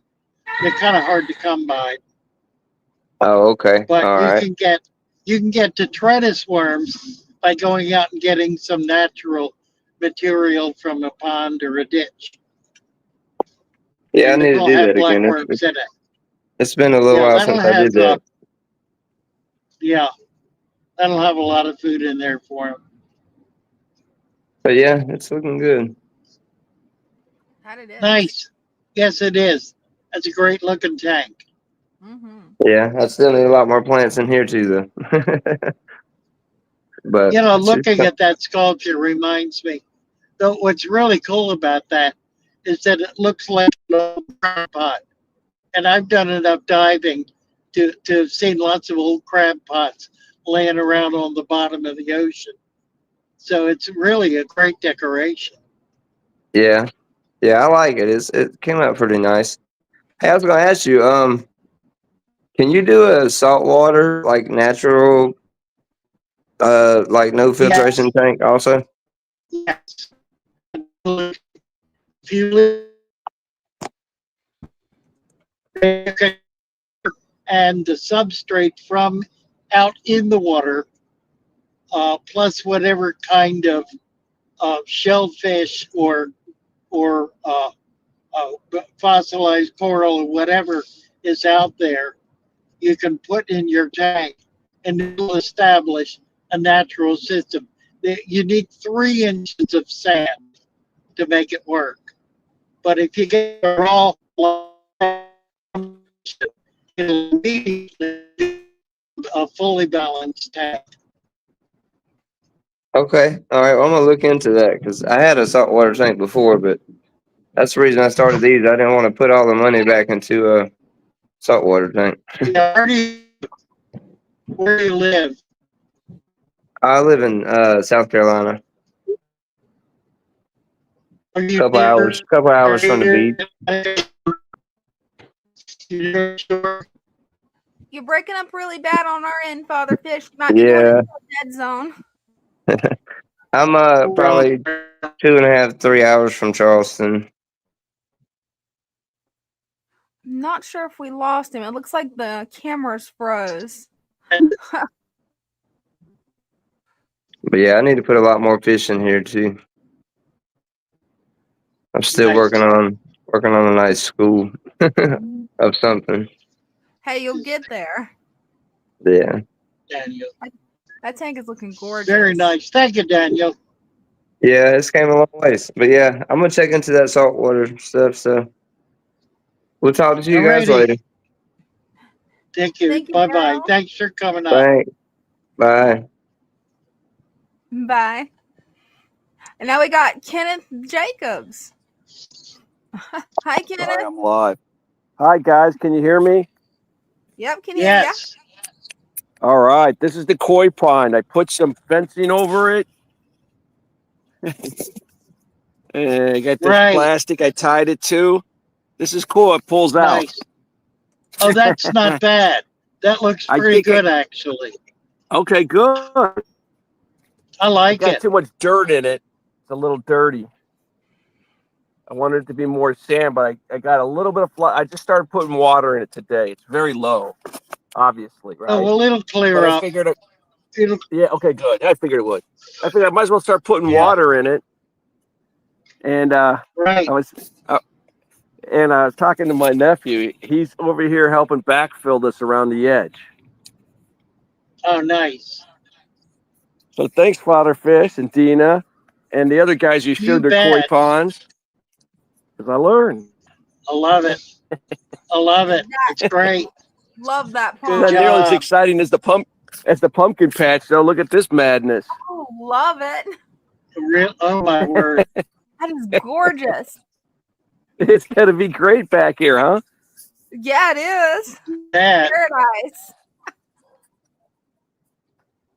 So I'll come on some other time when I have more time So and, they can see keep you up on the progress. You guys yes. could let me know if there's anything I could do better in the comments below or something. Looking Thanks, good. guys. Looking good. Thank you. Keep us updated. That impulse buy on Ought to be 4th of wind July is noise. catching up to me. Right. And I really love the koi. I really love them. They're a neat fish. Nice.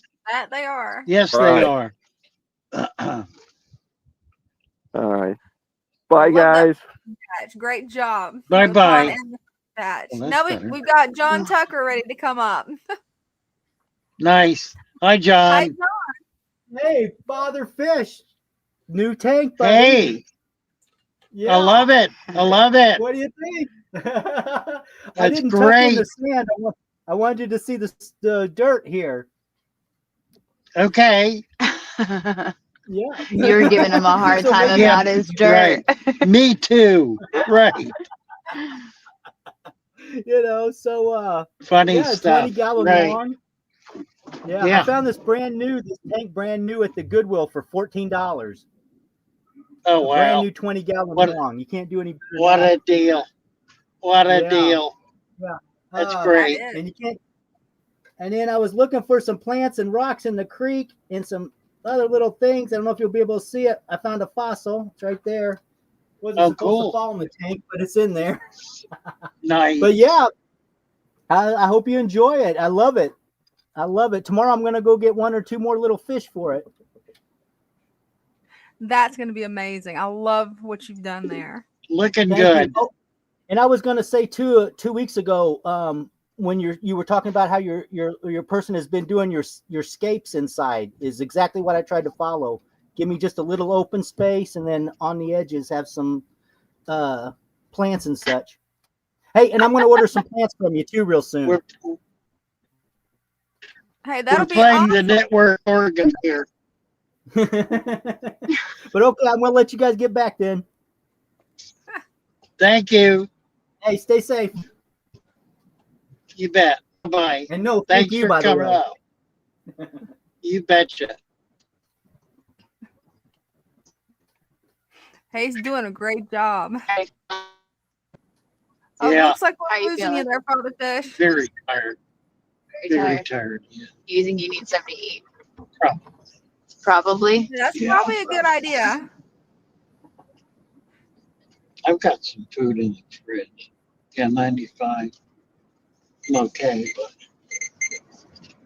getting weary. Okay.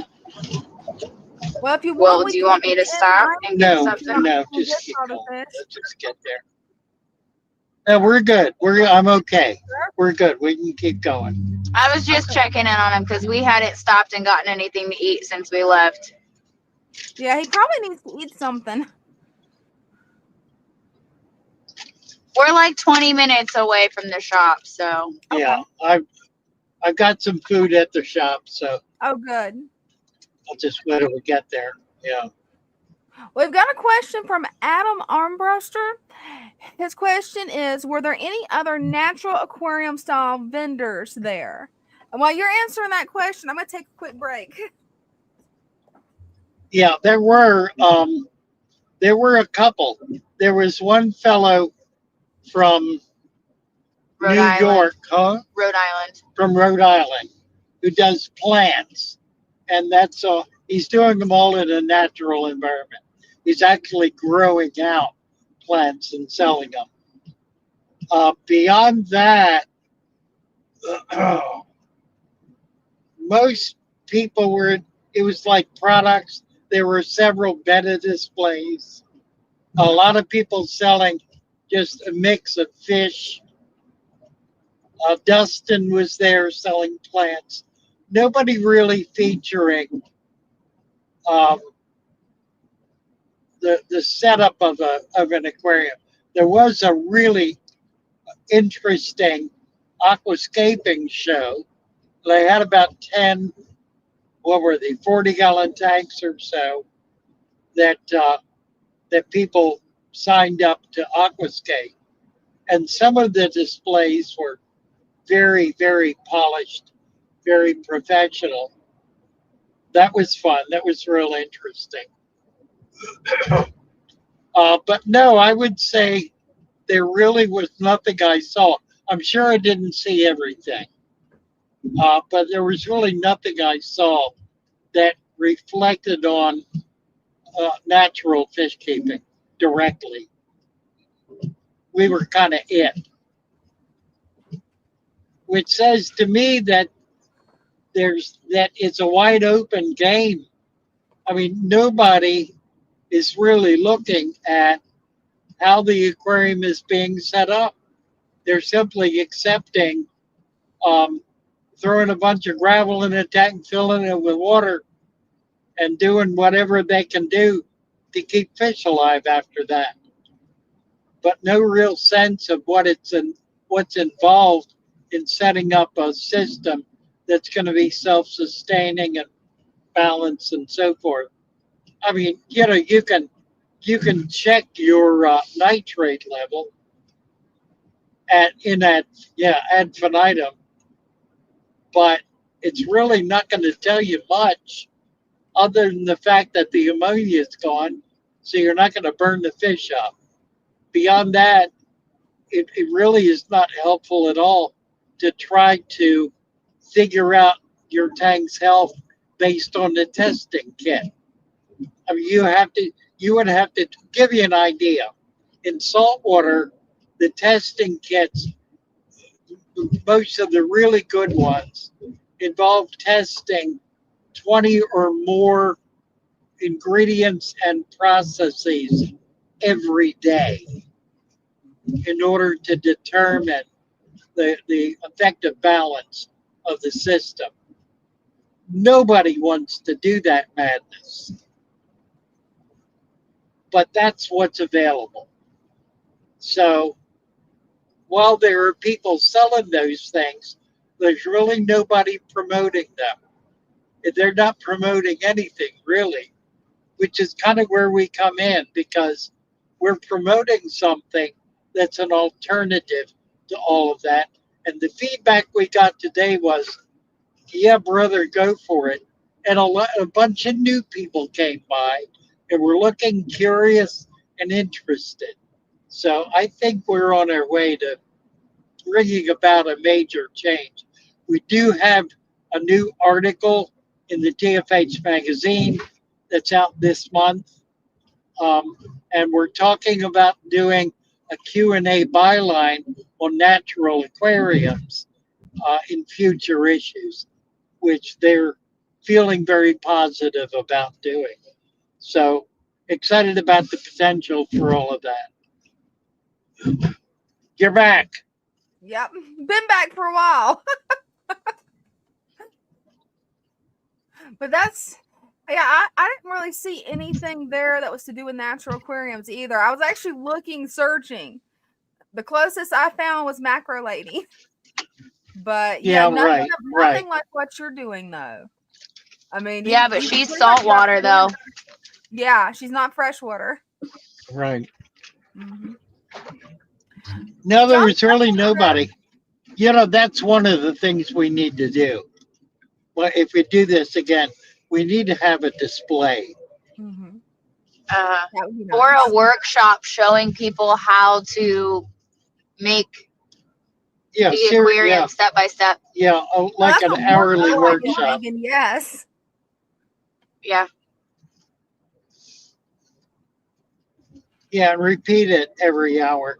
Yeah. So we're getting new people in all the time. Yep. And have someone mic'd up and have like a speaker or something and have Lou like explain why we do it this way and what this does and everything. I think that will be like I think you're right. I think that would be well, you know, they're not inviting me to speak. And the reason they're not is because they want to keep the contracts with the big manufacturers. Yep. Mm-hmm. And I fly in the face of that, and they don't want to hear it. So they don't want to give me a voice. Some of the biggest booths with the like biggest or the best spots were like the biggest sponsors, and I'm not gonna name names, but they definitely weren't father fish friendly. Yeah, the big product houses, Yeah. the food houses, the chemistry houses, filters, equipment, all that stuff. One starts with an F and ends with an L. Another one ends with a Z. Yeah. Were they there? I don't remember. I don't think Fritz was there. Yeah, they were. Were They they? had a huge Yeah. display. Did they? I didn't see it. Yeah. Mm-hmm. You know, and I don't have anything to say about like the food products. It's fine, except that we've come up with a food that just beats them all hollow. Yeah, as soon as I would open the food for people at the show, they immediately bought it.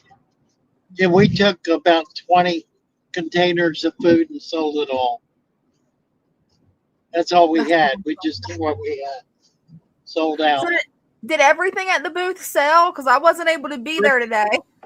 The only thing that did not sell out was the Aqua Preta, and it's because we took 50 of them, but we sold half of them. Wow. We only brought back about 25. And we would have sold more t-shirts if we would have brought 2X. Mm-hmm. Yeah, we had people not buy t-shirts because we did not have 2X, but we had some 2X guys try on the XL and it fit. Yeah. Hey, that's awesome. Yeah, I was wondering if they sized them up or down, how that worked, because I didn't actually get to see the shirts in person till we got there. Yeah. Well, I think we need to order some double X. There are people who just consider themselves, you know, too big and fat and ugly to fit in anything smaller. Although I think it shows off their girly figure, is what I said. You're funny. Oh my. Well, tall people, it's hard. Like Quentin, for example, like he wears 2XLs and something, but like he's not like have a. it long enough. Yeah, he's I not mean, a. these are nice shirts. Yeah, They really are. yeah. So you did well. They were nice. Awesome. Everybody liked them. The material was perfect too. Not Oh, like that's super good to stiff know. and not like almost see through. Yeah, not Yeah. yeah, nice shirts.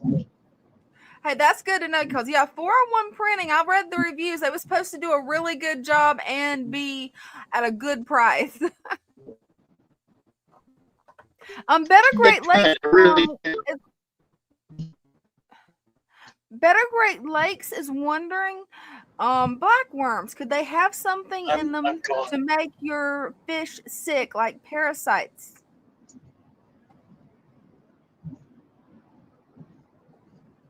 I have no idea. Can you hear me? Yeah, it broke up on my end. I'm black. Well, it Yeah. is pretty dark in here. No, that's not. Oh, there it is. Okay. Yeah, I Hey, no, am we there. can- Hi. Is there another light? Oh, that'll do. Well, I'm in the dark now, so Better Great Lakes was wondering. we We just put an overhead light on. Do what? Blackworms carry parasites. Well, probably, but they get eaten and the parasites are consumed with them. Mm-hmm. The thing about parasites, here's the thing about parasites. 50% of the micro life that exists is parasitic. 50%. So you cannot avoid parasites. One out of every two animals the size of a pinhead or tinier are parasitic. But they are parasitic on each other. So the wider the diversity, the more control exists over parasites. The problem with parasites is if you get them in a sterile tank or a tank that does not have any kind of natural biodiversity, they will take over and run the tank. That's why we get ick infestation.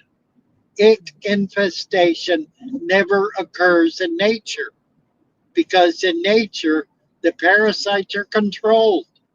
You'll get one or two, three or four maybe on a fish spots, but that'll be it. You won't get them covered because the babies, when they hatch, are consumed by other parasites that are down in that substrate. Parasites control parasites. You want to control parasites? Put parasites in your tank.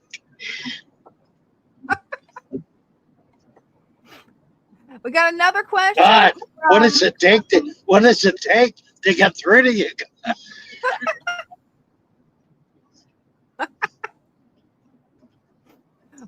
We've got a question from N4279. My blackworms won't multiply fast enough to keep the colony going because I feed my pupa for them every night. How can I make It's a them problem. multiply faster? Cut them in half. Mm-hmm. That's what I have to do Really? with mine. Cut them in half, and that one makes two. Mm-hmm. That's how they multiply. Yep, absolutely. Mm-hmm. Yeah, you don't want to mash them, but if you gotta lay out like a teaspoon of them and go through with a razor blade and just every I don't know, half inch or so make a cut. You do 2 or 3 cuts, no more. You don't want to make them so tiny that they're just going to die. But if you basically cut them in half, then both halves will live, and they will grow quickly to their original size. So um, you can greatly expand your population that way. Yeah, it's amazing how much that works. It really works fast. Yeah, it ain't 100%, but No, it it's not. really does. It's the way the fish naturally thrive. Mm-hmm. And then we've got a question from John Tucker. He asks, how do you catch a fish without ruining your tank? How do you do what? How do you catch a fish without ruining your tank? A big net. Mm-hmm. A big net. A big net is not a tool that's used to chase fish. You're not chasing them, you're trapping them. You put it down in back of the fish and bring the net forward toward the fish until it's up against the glass. And then you tap on the glass, the fish will dart to the back of the net and you jerk it up. And you've caught the fish.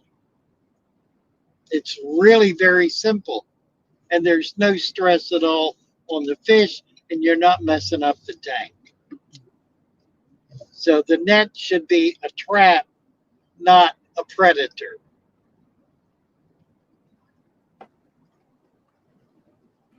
And this is interesting that Bear was talking about earlier.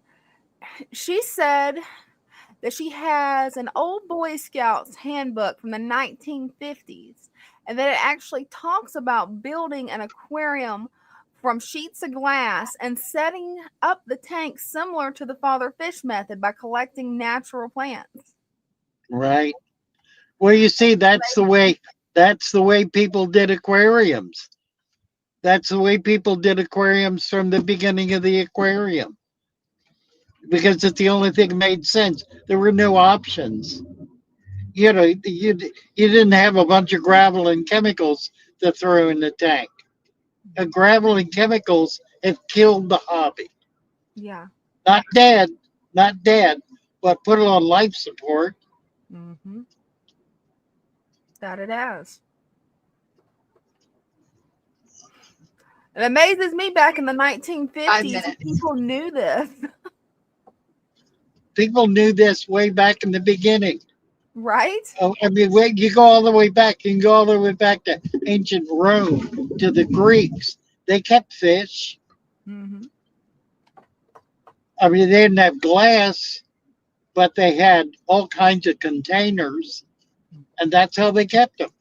In point of fact, the aquariums in the 1800s, and we've seen pictures of them, just these wonderful Victorian stands with glass panels in them. Wealthy people who went to the beach every weekend would collect in tidal pools and bring all that stuff back and put them in their aquarium. And some would live and some would not. And they would every weekend kind of change it out until they had something that was pretty well established and very nice. But you know, that's how people did it for 100 years. For 100 years, that's how fish were kept. You go out in the wild, you collect something, you bring it back, you put it in your tank. And you don't have filters and pumps and lights and nothing. So you try to get it set where there's natural sunlight. Um, you know, and you feed it naturally. You don't feed prepared fish foods. You feed, you know, little pieces of fish or a worm that you cut up or that kind of thing. Not And bread and oatmeal. Adam Armbruster asked, did the chemical revolution begin in the 1970s? I would say so, yes. I would say that's about right. In fact, Merle Cohen, who I've mentioned, he developed one of the very first, which was ick out, uh, which had two chemicals in it, malachite green and, wait a minute, I got to get this right now. Malachite green and what's the stuff that's used as embalming fluid? Formaldehyde. Formaldehyde. Formalin and malachite green. That's what ick out is. Wow. Two deadly poisons used to kill the ick parasite. And of course, the ick parasite happened because they're bringing all these fish in to bare tanks. And so there's nothing in that tank to prevent the parasite from exploding. So they dose it with chemicals. He later came to rue the day, but you know, it was an early fix, and it kind of set the tone then for developing chemicals to treat diseases and other problems, rather than using a natural approach. Do you want me to park out back? Because you don't make any money on natural approaches. So yeah, it's a money game. Money game. Nobody here. No, and you know what? No We what? even stopped and got Dunkin' Donuts, and we beat everyone in. We were the last ones to leave. Back up to the door. That's impressive. Oh, I know. I pride myself on my driving skills. Thank you very much. Hey, we had left what? I don't know. We made like a wrong turn, and we're probably 30 minutes behind Bryce. Oh, going there. Yeah. Going there, and he ended up meeting us at the toll booth. I don't know how I did it, but yeah. We were 30 minutes behind, and we caught up and beat them. Wow. Hey, I'm going to put you on Amazing. full screen, Father Fish, where you can show off those new fish that you got. I will. We'll see if we can do it. I think I can. Oh, dear. Finally made it back Let's to the see. fish shop, Oh, you got the keys? Bring the keys out. Or if I got them. I got them. Yeah, I got them. I think I do. I don't think I have them.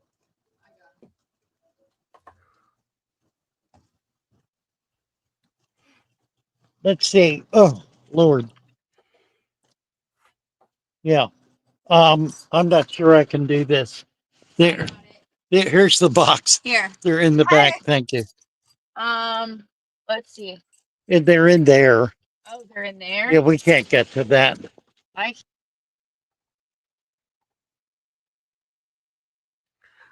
Looks like Father Fish froze, so he not sure what's going on there, but he froze, so he should be back soon, guys. John Tucker says, I mentioned you at the pet store every time. Hey, that's awesome. Oh, that's a good question. Did you get any free goodies?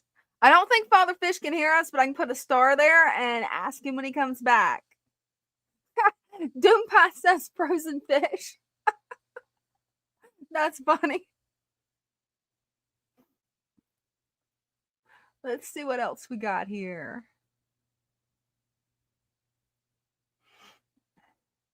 John Tucker says, Dee's Pets is my most local pet store. Yeah. Oh, good, they're back. There they are. Hey guys, let me get you guys Hi. back on the screen. Okay, we're trying to get into the building here. We Okay. just got back. got the fish. Okay, we're going to take a look at the fish. Well, that's interesting. I got the key that doesn't work. No Oh way. no, I'm serious. that's not good. This is supposed to be the back door key. Is it the front door key? No, it's the back door key. The front door key is gold. Back door key is silver. Do you have the front door key? Yeah, I do. Well, I can run up. Well, hold on a minute. Let me see. I think it'll work on this door. Otherwise, it's not working on that one. I think I've used it on this door. Yes, there it is. Do you need me to park over here? No, we can open that door. Oh, wait, we're at the wrong damn door.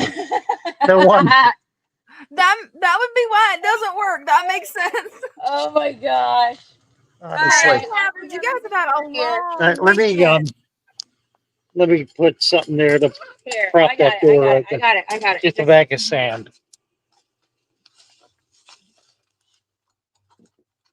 Why don't you go sit down and go All get right. something to eat?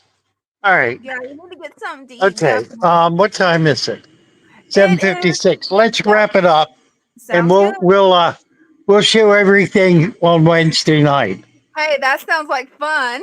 Okay. So good night, all. Love you all. Nice to be with you. I'm gonna let Dina wrap it up tonight. Okay, sounds good, Luke. Thanks, honey. You bet. You're welcome. Bye all now. Anytime. Love you. Love ya. Well, thanks for watching, everybody. Really appreciate it. We've had a great turnout this weekend at Aquaella, and definitely enjoyed meeting so many fans there of Father Fish. You guys are awesome. So let's play the song, and got a question for you guys. Do you think I ought to go into another live stream for about 30 minutes with you guys here? Would you guys be interested in watching that? Because if so, I can do it if you guys want. Has been a long weekend, though. Up to you guys, though. All right, you guys ready? See if I can get this back up. Let's do the song. I love my little fishes as they swim about their home. I love my little fishes as they swim about their home. When the sunlight shines upon them and their colors begin to glow, I am drawn into a world where my heart longs to go. I imagine scenes of beauty and feel the warmth of love. I love my little fishes as they swim about their home. I have traveled the world over, but never found a peace that comes from watching my fishes as they swim about their home. My heart is happy and I am content to sit and watch them swim. I will not be alone while these fishies are in my home. when the sunlight shines upon them and their colors begin to glow. I am drawn into a world where my heart longs to go. I imagine scenes of beauty and feel the warmth of love.